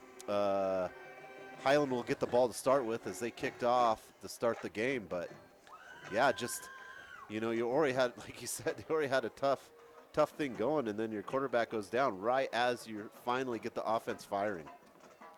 And I really, let me just put more reallys in there, a couple more reallys. I really hope that Century is able to show some grit here, and this can be one of these moments that really brings a team together. You don't want it to come from an injury, but a game like this, coming out of halftime, it'll be a long halftime with homecoming going on right now.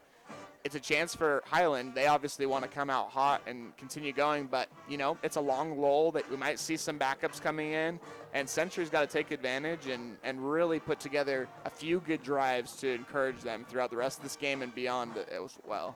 Yeah, you would have to imagine Highland's probably going to take a chance at some reserves here in the second half of action at Iron Horse would be my guess.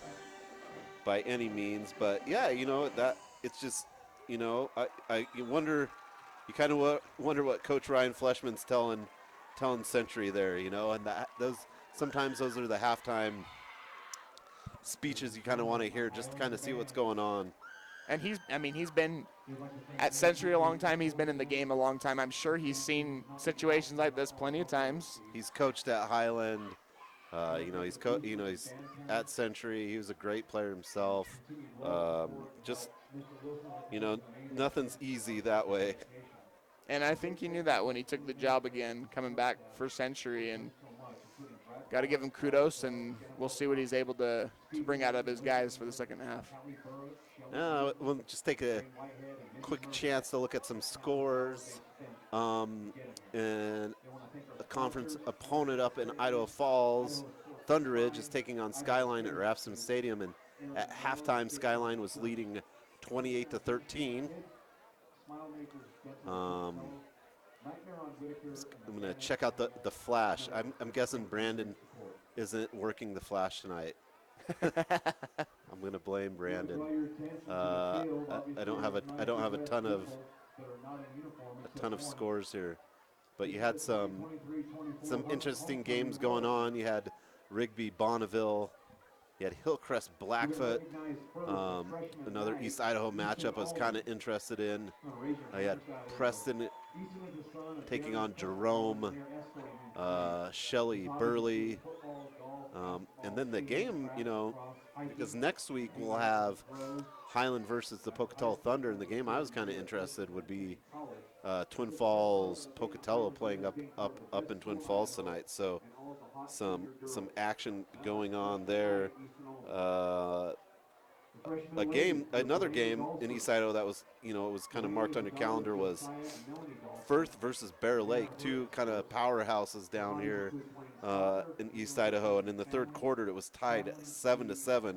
I know both teams lost a lot of seniors, but still two strong programs. So absolutely. Yeah, I was just checking Twitter to try to see if we could find a score for Pocatello. The Friday night. And flashes. I saw a tweet that is kind of reflective of this game as well. It says, I'm at the Pocatello versus Twin Falls football game, and Boise State basketball commit Julian Bowie has 2 receptions for 100-plus yards and 2 touchdowns. Pocatello has ran just 2 offensive plays. Kind of a theme with Pocatello schools tonight. Yeah, and check this out. The Rigby versus Bonneville game has been forfeited due to a Bonneville player injury. And up to the game, it stopped in the first quarter with 2 minutes and 41 seconds. Rigby 7, Bonneville 0. Wow! So that game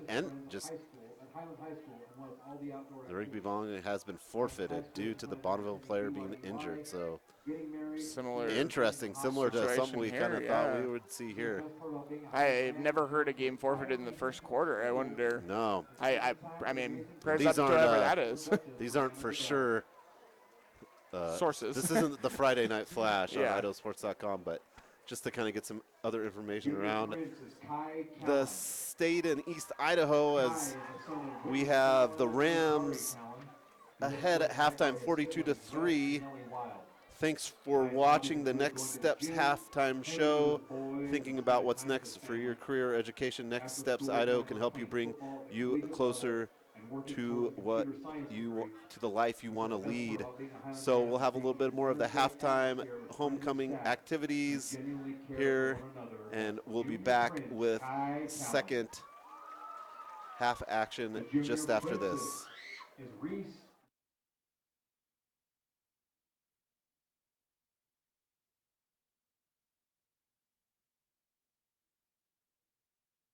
At all our local Teton dealerships, we're committed to our no problem philosophy. No problem means we'll find it, not we don't have it. No problem means the same fair prices that we've always offered on our new vehicles. Because when you shop with us, it's always no problem to buy and service your vehicles.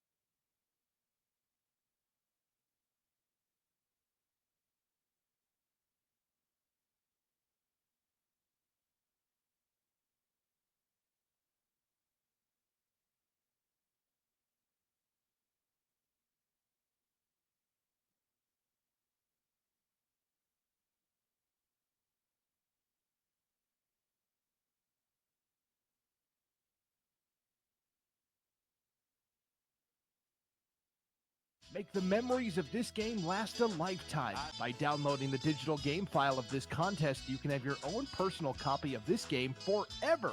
These make great gifts for the student athletes involved. Just click the Order Now button for more details.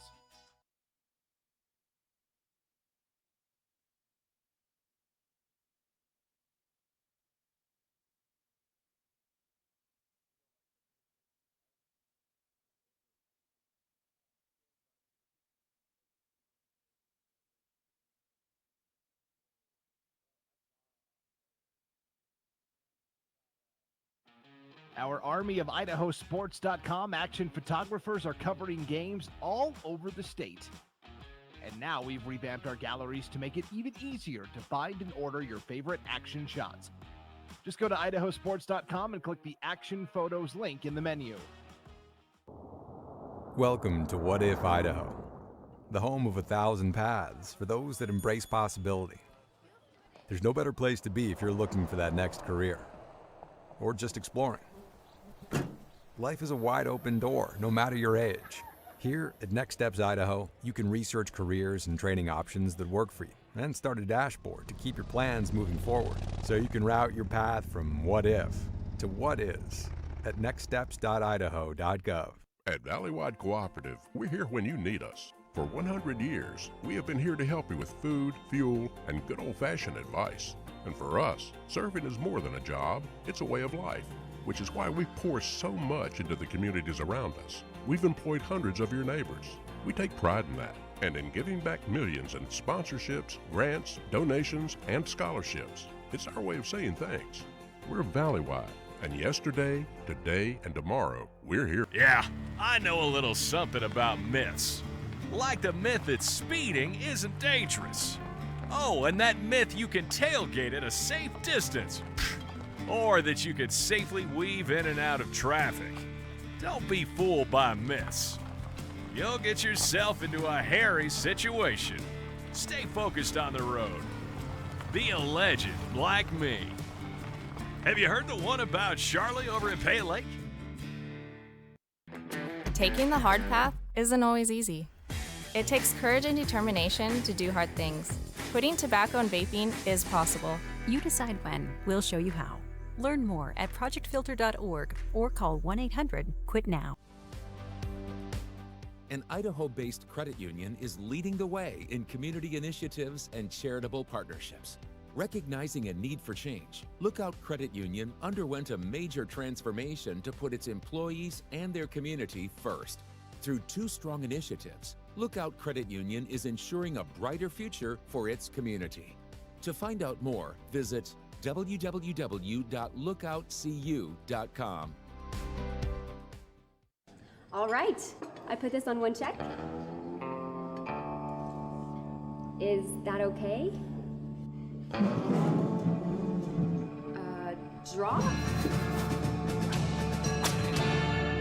That was fast and secure. It's Mobile Wallet from Lookout Credit Union. Always entertaining and occasionally controversial, the East Idaho Prepcast covers every inch of District 5 and District 6 activities in Idaho. Just think about this. The Highland Ram cheerleaders won their 14th 5A title in the past 15 seasons. And then they went on to win the national competition in California. Hosted by Sean Kane, the East Idaho Prepcast features the biggest stories happening in your area. Just go to IdahoSports.com and click Prepcasts in the menu to get caught up on what you've been missing. Or check out each week's episode on the IdahoSports.com YouTube channel, Facebook page, or wherever you download podcasts.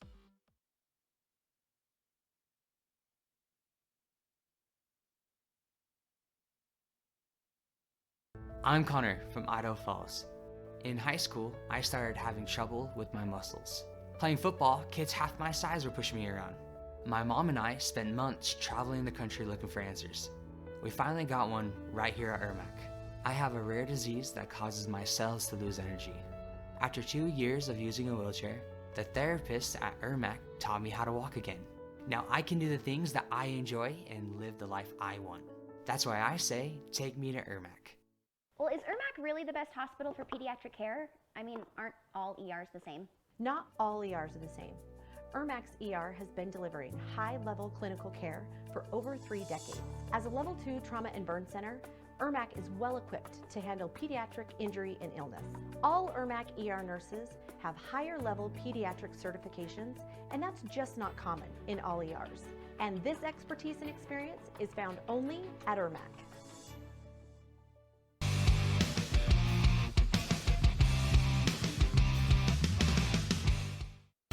This has been a presentation of IdahoSports.com GameStreams. Well, is Irmac really the best hospital for pediatric care? I mean, aren't all ERs the same? Not all ERs are the same. Irmac's ER has been delivering high-level clinical care for over 3 decades. As a Level 2 trauma and burn center, Irmac is well equipped to handle pediatric injury and illness. All Irmac ER nurses have higher-level pediatric certifications, and that's just not common in all ERs. And this expertise and experience is found only at Irmac.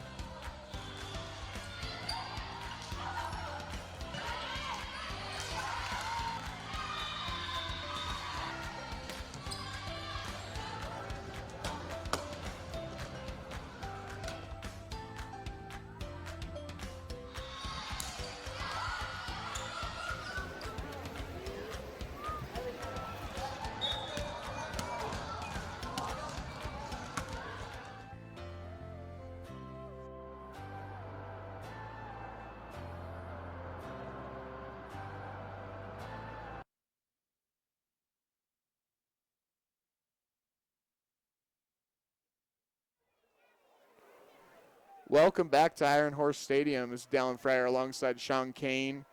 We are in a very long halftime. We are just finishing halftime. It is 42-3 for the Highland Rams over the Century Diamondbacks. We are finally getting back to play after what feels like an eternity. We had two half times. We started a little early, but, Century calls that timeout with 5 seconds on the running clock, and we'll have a running clock here in the second quarter or second half. And Century's coming out to have their first kickoff of the ball game. In a game like this, we're not going to see an onside kick. We might see a squib kick maybe going deep. I would not expect the Highland starters to be out there for the second half, but we will find out here shortly. And I think, trying to see if it's Kai Cowan still back there. I don't believe so. No. I can't pick the numbers, but he's in the long red socks and the bright red shoes tonight. And a little pooch kick to the right. Not going to be fair caught, though, and brought down on the return for Highland was, well, one of the starters. If I can find my roster sheet. Number 14, Jet Richards. We've already seen him have a long catch in this ball game, and coming out of the field, it looks like we will see a different quarterback in for the Highland Rams. And what do you think Highland does in the second half? What are they for running clock? What are they trying to get? I think it's always a luxury to be up in a game and get some guys some time that might not get some times, just due to injuries. If someone else gets injured, you got to be able to step up. So probably just run the ball and just probably try to execute some things in practice. And absolutely, and handoff up the middle. Looks like it's going to be a big gain for big running back Jackson Levitt. He's a junior. He'll be back next year. And great start for the Rams to start the half. Yeah, Jackson Levitt, nice run there. And that's what you see from a Highland Ram football team. There's always another guy, right? If someone gets hurt, there's always another guy to come back. We talked about it earlier. They have a culture here. It's not just a culture of winning, but it's a culture of building, and they're always looking to build. You're not going to see a bad freshman team at Highland. You're not going to see a bad JV team at Highland. You're going to see a great program always looking to build. In the shotgun, we don't have a number 38 on the roster, but we do have a number 38 in at quarterback for the Rams. Motion in the shotgun. Handoff number 12. That will be, let's see. Some of these names, we haven't seen yet today. Trying to find them. Kalana Alvacirio. Probably butchered that name, but nonetheless on the handoff, and another positive gain of about 7 yards there for the Rams, setting up a second and short. Carried by Kalana Alvarico. We've got a second down. And lining up in the shotgun again, trips to the right. Yeah, there's no 38.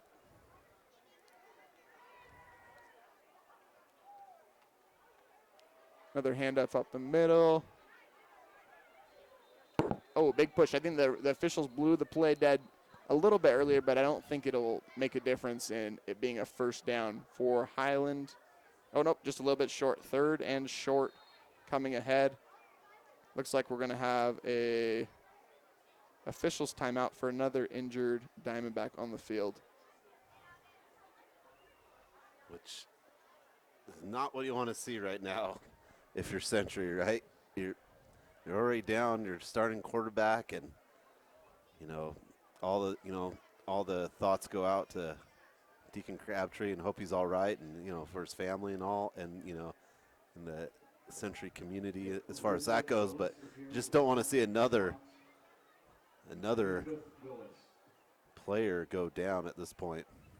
And we've not gotten a report on Deacon Crabtree. If we do, we will happily deliver it to everyone listening and watching. Looks like we do have him up. The injured player on that play for the Diamondbacks was Derek Dodd. Good to see him getting up there off of his own power.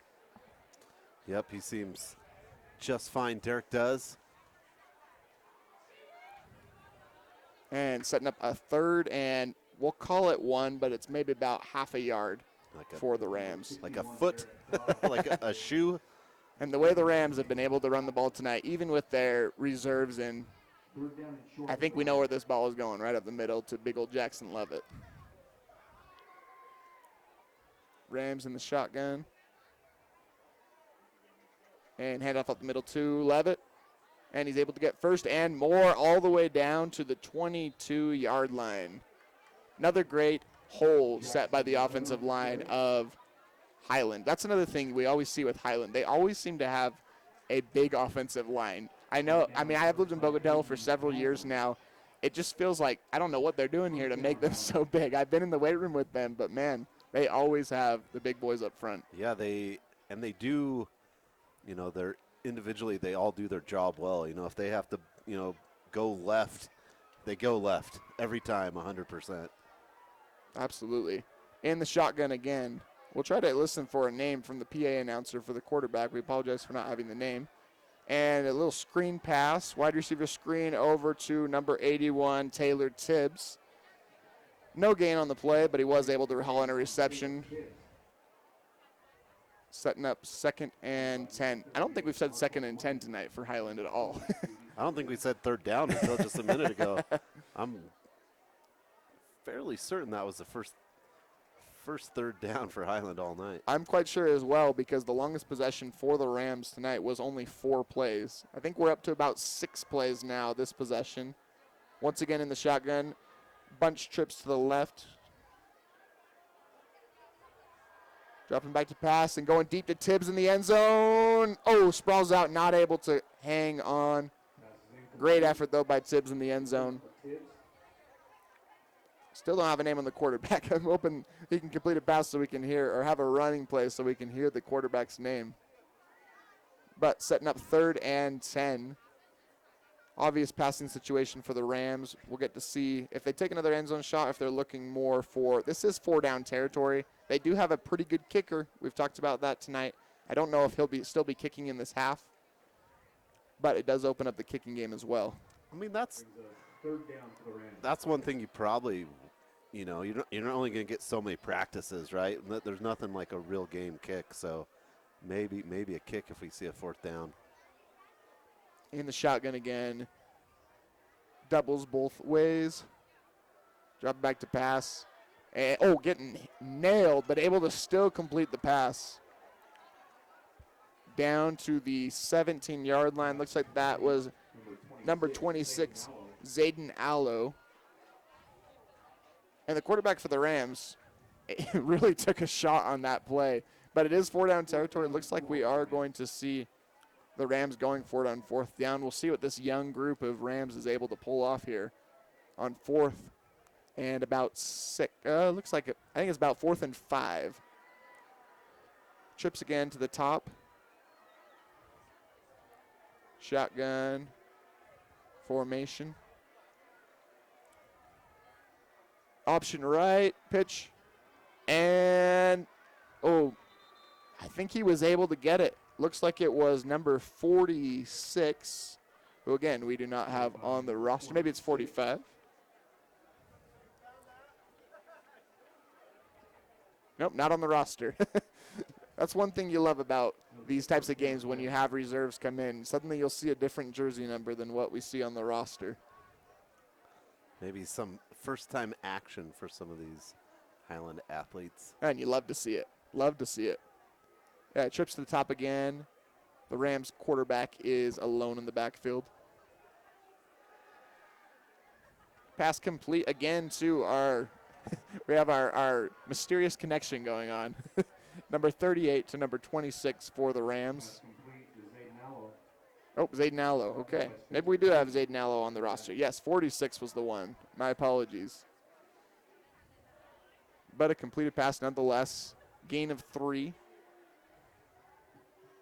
2nd and 7 from the 8, so they can still get a 1st down even without going into the end zone. Shotgun formation again, doubles to the top. Levitt in the backfield as well. And it is a handoff up to Levitt. Counter to the right, and he is able to get into the end zone. Great run by Jackson Levitt. I love counter plays, and they were able to execute it to perfection on that play into the end zone for Levitt. First touchdown of the night for him. Yeah, just again, a nice job by the offensive line for the Rams, creating the space, the holes. And nice job running, using the whole field, right? Going far to his right, using all that nice brand new turf. You want to use it all. You paid for it all. Let's use it all. That's right. And on for the kick once again is Zarek Eunice. Great night kicking the football. And it continues as he's able to put the ball through the uprights, making the score 49-3 for the Rams.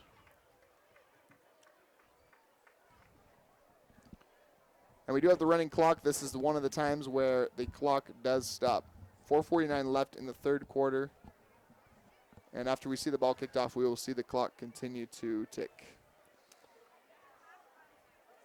Yeah, just kind of a unrhythmatic game tonight, right? Kind of a lot of stops and just, you know, everyone stayed, though. It's homecoming. The side we're on, which is the larger side of Iron Horse, is full. The Century side is pretty full, too. And, yeah, everyone, you know, it's Friday night under the lights at Iron Horse. It's debut of the turf, and it's a great atmosphere. There's really nothing better than a Friday night under the lights. And I'm so grateful for light at stadiums. Sometimes in some schools you don't see that, especially in some of the smaller schools. Yep. And that's some of my favorite memories of high school in general was Friday night under the lights. Yeah, there's a lot of, you know, could have played in the mini dome, but me personally, I like the football outside. It's just a different experience. Even just the smell of the burgers and the hot dogs. And another touchback. That would be 7 of 8, I believe, for Eunice tonight of touchbacks. And, I mean, he's been proven to me. I was really hoping that they would have gone for about a 40-yard field goal last possession just to be able to see how he could fare. Just to give it a shot, right? I mean, but maybe, you know, maybe he hasn't missed this year, so. Yeah, that's true. That's true. That's true. And it looks like in for the Diamondbacks is who we thought would be at quarterback. It is number 20, Adrian Gonzalez. He's in the shotgun. Handing off. Looks like it's going to be a gain of about 3. And on the carry was Mason Roberry, number 38. Called his name, I think, one other time in this game, but a very positive game on first down. This is what Century was hoping for coming out of the gate in the first half, was just a little run play, 3 or 4 yards, and they were never really able to do that on first down throughout the entire first half. No, just too much push from that Highland defensive line and the speed. You know, the thing that sometimes doesn't translate is how fast these guys are out there. Well, and on new turf, too. Turf really plays a key in speed. As Gonzalez in the shotgun again. Trips to the right, or doubles to the right, my bad. Handoff up the middle. And on the carry, it looks like he was able to get back to the line of scrimmage, is number 22, Griffin Eversole. And they are just doing a rotation of running backs in the second half. I think that's a good idea. Yep, just get some reps for those players, just kind of keep moving forward. And that's how you learn, right? You get the people in there, kind of see what works. And it's a great opportunity to do it right now. And this second half, for Highland, for these guys that maybe won't be seeing as much playing time on varsity, this is big for them going forward in the future years. For Century, this second half, playing against some second stringers from Highland is really big for their momentum going forward. And we see Gonzalez in the shotgun again. This is going to be a fake handoff to the right as he's going, and he's looking for the first down, not able to get it, though. As a couple different Rams were able to come up on the stop. This will set up 4th and 4. I would not be surprised to see the Diamondbacks go for it in this case, even deep in their own territory. Oh, it looks like we will see the punt team coming onto the field. And not a bad decision, I would say. Yeah, just a little too deep maybe to go for it and just kind of get the punt off. And, you know, again, the clock's running. We're almost done here in the third quarter, 2:20 left to go. And back to receive the punt for Highland. We've seen Rich Barella back there, but it is Alvarico again for the first time. Punt off, and it looks like it's going to be a bouncer. We'll get to see a test on the turf, and rolling all the way down to the Highland 43-yard line. No, correction, 44-yard line. Setting up Highland for 1st and 10. With this running clock, we're at 1:40 left in the third quarter. I mean, depending on how Highland does this possession, we might only see 1 or 2 possessions left in this ball game. Yeah, and Highland not in any hurry, right? They're going to take their time. These guys, it's homecoming, and it could be the, you know, kind of the most minutes some of these guys get during the year. These types of games are really, really interesting because, well, we'll get to this after this play. It looks like we're doubles up top.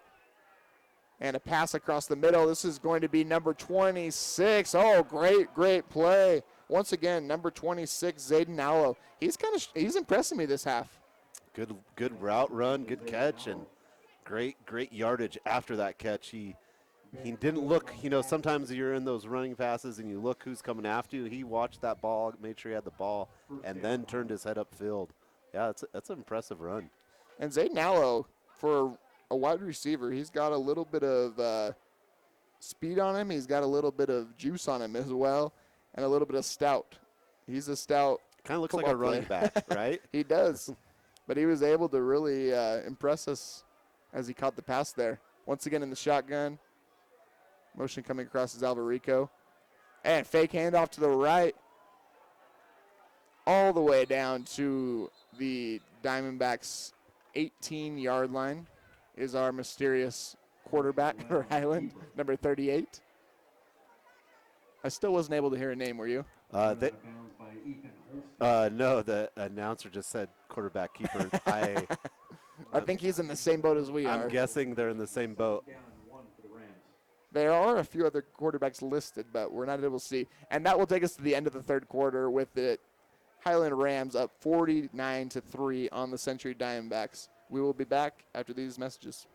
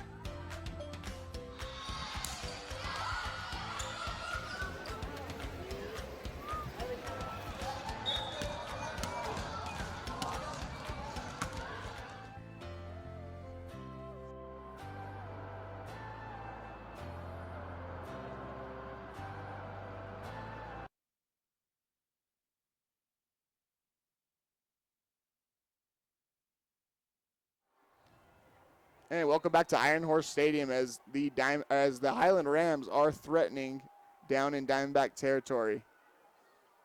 Back to take the snap is another new quarterback for the Rams, and it's going to be a touchdown.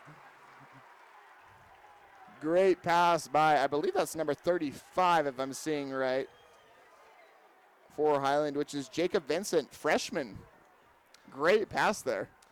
As I ran all over the press box to find out the other quarterback's name was Marshall Glenn, they put in a different quarterback. Oh, no, Marshall Glenn. I don't believe it was Glenn, though. No. I think it was Vincent, and it was our number 46 that we also don't have a name for.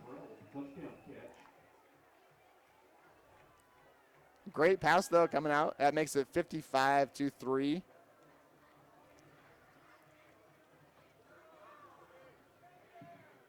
New kicker as well. Same result.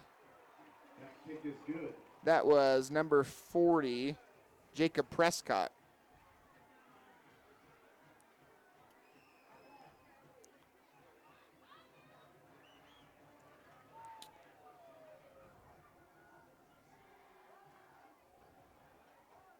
And we're back to another Highland Rams kickoff. We've had a lot of them tonight.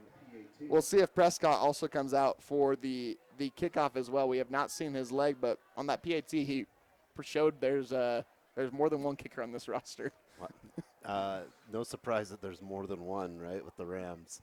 They're more than one. That might be could be their new slogan. They can use it. All of them. I think that's a theme that, again, I've talked about this several times throughout the broadcast tonight. This game, even though it is 56-3, even though it is against a 4A school, this is not an anomaly. This is still Highland football, and they're showing and producing what they really have throughout their entire program. Yeah, head coach Nick Sorrell told me, or he said in an interview, like, we'll paint lines anywhere and play, and I think that's kind of the mentality the Rams have this season. We're going to go show up anywhere, and we're going to play hard. Absolutely. And we do see a couple of the Highland regulars back on the kickoff we'll see what Prescott has to offer here. As the kick is off and down to the 2-yard line, that is number 11, Bentley Gunter, evading a few tacklers and to the 15-yard line. Great coverage by the Highland Rams on that play. And Century takes over at about the 16-yard line. We do have running clock throughout this fourth quarter. Century might only have one more possession throughout this ball game. What are you looking for? Yeah, I was going to say one thing. When you get the kickoff return, I kind of like it sometimes you just go straight, kind of go straight at it. Too much sideway, kind of lost some yardages. But, again, I think Century's just looking to build and, just maybe get a few good plays here. Look for some first downs and see what they can draw up. It looks like we have Gunter again in the backfield. Airing it out deep. I think this is going to be pass interference, and it is. That felt like an obvious pass interference to me. I'm not sure the Highland defender agreed with it, but he was all over Rawlings on that play. Yep, just pretty cut and dry there. And, that's kind of one thing Century's done all year is they've been able to kind of draw some pass interference. So that the passing game's there, right? If you're able to draw some pass interference, it's there. You're so close to making these connections and work. But if you're drawing some pass interference, you're putting defenses in positions they don't want to be, and ultimately that's your goal. And so, nice job by the Diamondbacks there. And that's something that we've been able to see tonight. Some positive is Jake Rawlings can be a threat in the passing game for the Diamondbacks as we see them in shotgun now. I believe this is Gonzalez back onto the field. And I think we're going to have an encroachment on the Rams here. And it is. That'll send 5 yards towards Rams territory. Still back in the Diamondback territory. Actually, we do have a different quarterback on. This is Griffin Eversole, it looks like, is in the backfield taking snaps now. We've seen a carousel of quarterbacks here trying to find out maybe what they need to do going forward. And it is a handoff up to number 38, Mason Roberry again. Gain of about 2 on the play, setting up second and short for the Diamondbacks. I kind of just see the Diamondbacks running in a bunch of different personnel. I think it's a good opportunity just to kind of get some film on it, see what it looks like. When you buy paint, you get a bunch of colors painted on the wall. Kind of what Diamondbacks are doing. They're putting the blotches up and seeing what works in their space. Absolutely. As they are in shotgun again, doubles on the bottom of the screen. And it's going to be a direct snap to, as a big hit is laid in the backfield by the Ram defenders. Good to see some sportsmanship there as they're able to help up the quarterback, Griffin Eversole, on the carry once again. This will set up 3rd and 6 for the Diamondbacks. Everyone's kind of got that, when a play's a little broken and everyone's kind of taking a deep breath, no one wants to get hurt. These guys are all, know each other and stuff. And great sportsmanship by both teams so far. Based on what we've seen, this looks like it could be a long pass to Rawlings based on the formation. We'll see if they go there again as it is in shotgun formation. Swing pass wide. It looks like it was a forward pass, I believe. Waiting for the call from the official. And it is.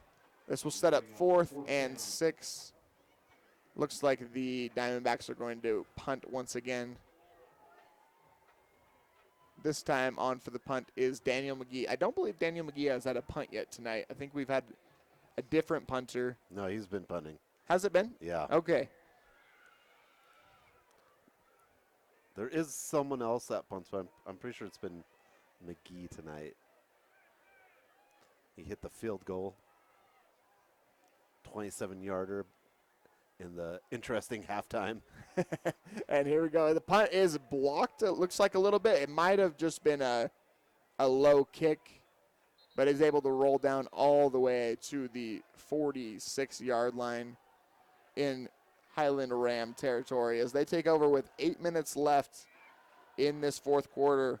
I'd like to give a shout out to one of our sponsors. Primetime Auctions is a proud supporter of local high school athletics and wants to wish everyone a fun and safe season. Primetime Auctions is the best place to bid online for anything you can think of: vehicles, equipment, estate, antiques, and even Real Estate, Primetime Auctions. Rams take over on their 46-yard line. It looks like we still have our handoff up to Levitt right here. This will be a 5-yard gain. Trying to remember our quarterback's number here for Highland. 36, I believe, or 35. Yes, Jacob Vincent. Jacob Vincent back in the ball game. One thing I really like that I just saw right there, as Vincent is running over to the play, I see quarterback Drew Hymas walking out and showing some encouragement and some support to his player. That's something you don't always see from a starting quarterback at this point in the game. They could be completely checked out off the field, sitting on the bench, celebrating with the guys, but he's still into the game, and that's leadership right there. Yeah, nice job. Coaches say he's like having another coach, Drew Hymas, on the field, and that's what he's shown out there tonight. Incomplete pass across the middle. This ball was intended for number 83, Stockton Norris. You know, I've liked what I've seen from Vincent so far, though. He had the touchdown pass on his first play. That probably got some jitters out for him really early. That pass just a little bit behind his receiver, but still able to step up in the pocket and throw a strong throw across the middle. And a nice mix, right? The Highland kind of second team here, if we're gonna what we'd call it, is able to have a kind of a nice mix of run and pass.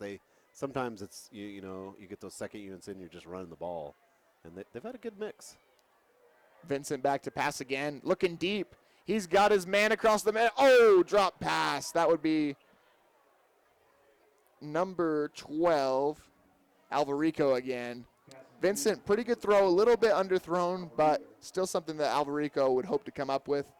Again, really impressed with what I'm seeing from Vincent. This will be a 4th down and the first time that we'll see Drew Hymas punt in this ball game. So right when Drew Hymas thought he could just go be homecoming king, now he's got to go back out and punt. So, but you know he could be a punter at the next level. He's been punting really well when it comes up. And here is Hymas. Oh, looks like we're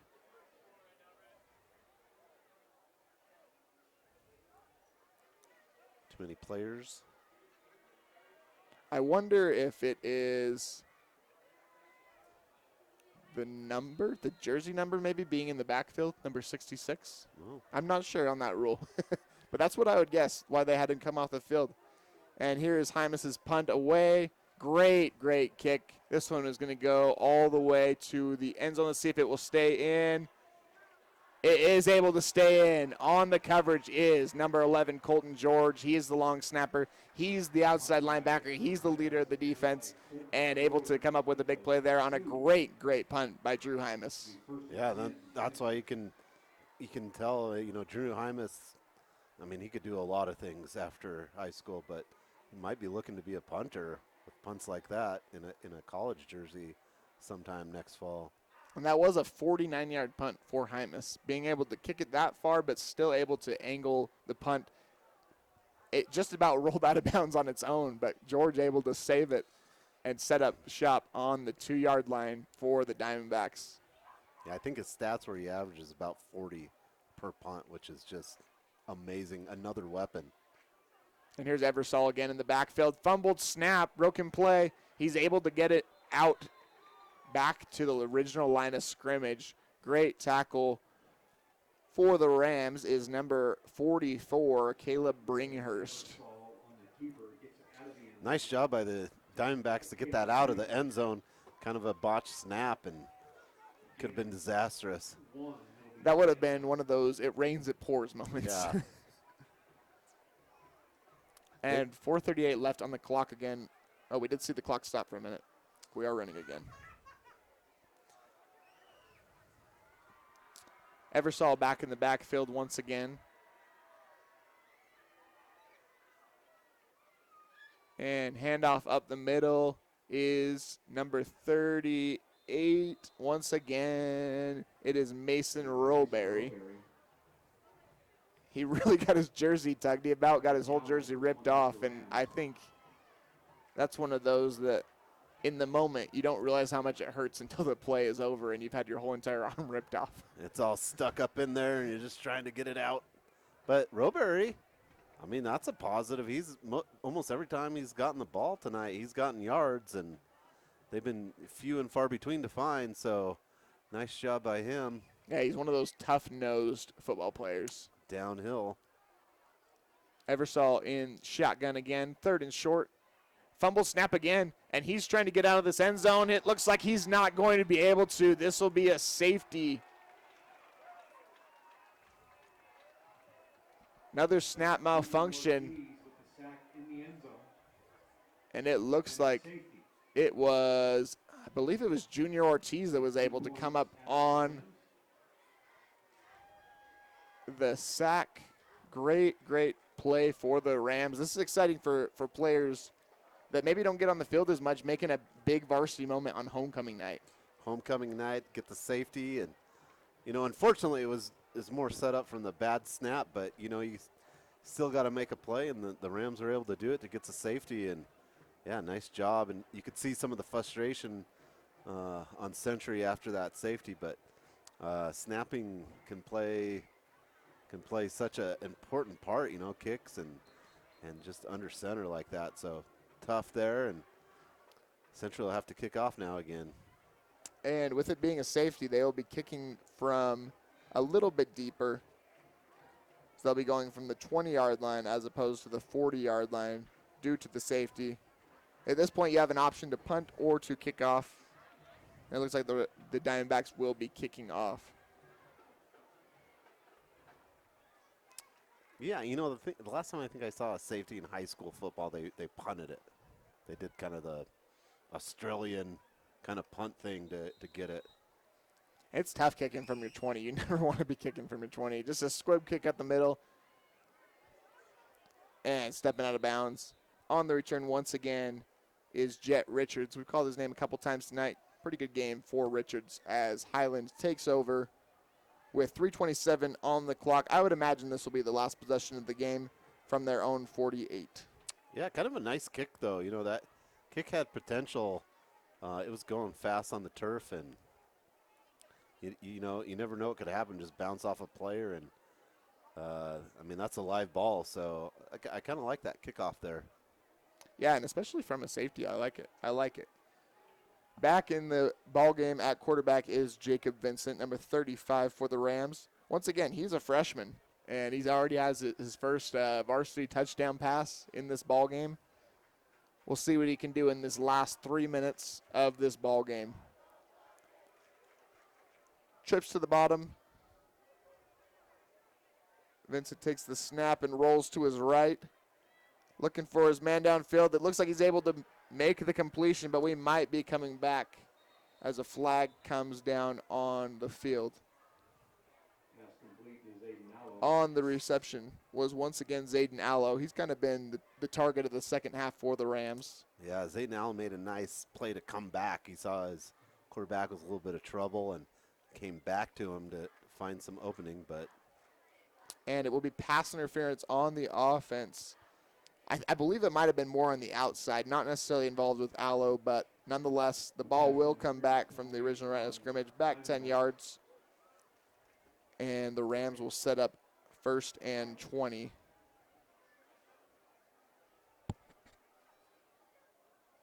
Or correction, 15 yards. 1st and 25 from their own 33-yard line. 2:23 left in the clock. 58-3 is the score. Highland Rams ahead of the Century Diamondbacks. This is homecoming night at Iron Horse Stadium, the first night of the new turf. And it's been great tonight. We've seen a few people slip, but overall, great performance on the turf. And happy to be here tonight. Vincent takes the snap in the shotgun once again. Across the middle is Tibbs. Great broken. Oh, almost able to break the tackle, but a big gain for Tibbs at the top of the screen. Another confident throw by Vincent. You know, he's kind of got the gunslinger, right? It's quick and fast. It's not a prolonged kind of extension of the arm. I like just kind of whipping it in there makes it happen fast. Absolutely, and I love seeing a freshman get experience in a homecoming game. This is something that really gives you confidence going forward in the year and throughout your high school experience. Vincent in the shotgun once again takes the snap, goes across the middle, able to hold on. Nope, not able to hold on. Good pass across the middle. The coverage of the Diamondbacks was there, making the catch a little bit more difficult for Allo. As we'll set up 3rd and long. About 8 yards for the Rams.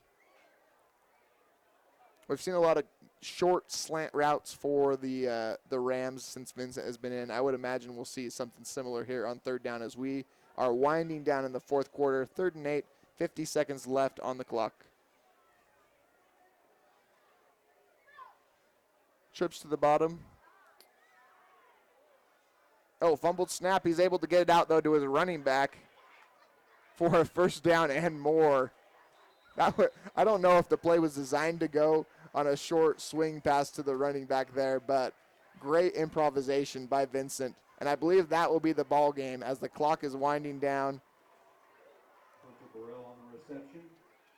1st down, Highland. We will see Highland come off the field, and in a 58-3 effort on homecoming night, the Highland Rams are able to defeat the Century Diamondbacks. We'll take a short break. We'll be back with you for some post-game wrap-up and the player of the game. That'll be the game.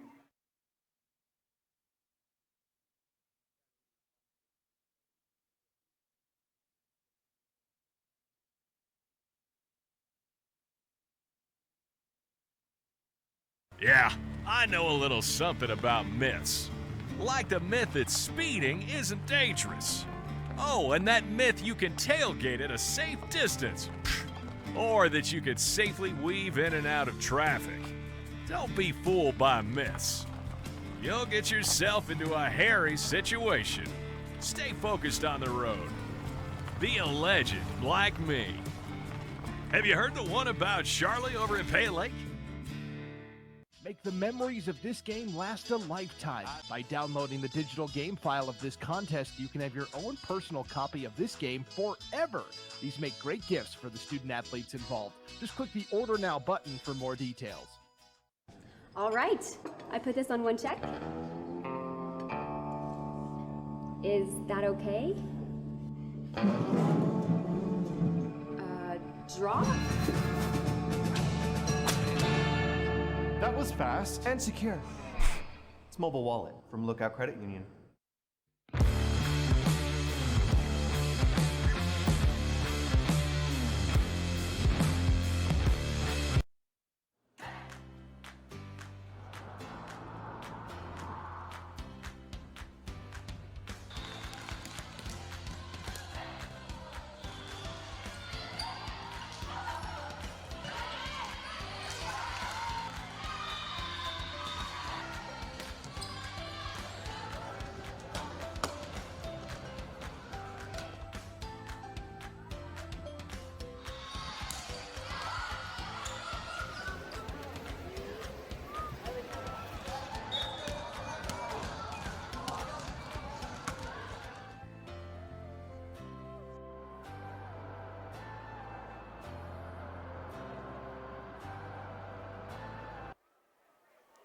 Welcome back to Iron Horse Stadium. This has been a 58-3 homecoming night victory for the Highland Rams over the Century Diamondbacks.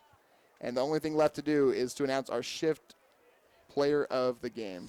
Yeah, the IdahoSports.com player of the game presented by the Idaho Transportation Department. Well, a lot of Rams got involved tonight for sure in a 58-3 game. But we're going to go with Drew Hymas tonight. You know, the general, the leader of this Rams team. He had three TD passes, you know, over 200 yards from the passing. Just led this team. Came in and punted in the second half. Made a great punt down to the 1 yard line. You know, the second team of the Rams came in. He came in and kind of helped and was cheering them on and being part of that. And just what a great leader. So for our Idaho Transportation Department player of the game is going to be Drew Hymas of the Highland Rams. Great performance by Hymas and the Rams tonight. We thank you for joining us tonight. This has been an IdahoSports.com GameStreams production of Gate City Game Night, presented by Lookout Credit Union and Mountain View Event Center. Additional coverage on IdahoSports.com is presented by Project Filter, the Idaho Department of Health and Welfare, Valley-Wide Cooperative, Next Steps Idaho, and your local Toyota dealers, and the Idaho Transportation Department. Special thanks to Athletic Director Travis Bell and everyone here at Highland High School for their hospitality and help in getting this game broadcast to you. Congratulations again to our IdahoSports.com Player of the Game presented by the Idaho Transportation Department, Drew Hymas of the Highland Rams. Thank you again for joining us as the Highland Rams defeat the Century Diamondbacks by a score of 58-3. For my broadcast partner, Sean Kane, and everyone here else behind the scenes here at IdahoSports.com, I'm Dallin Fryer, saying so long until next time. Have a good night.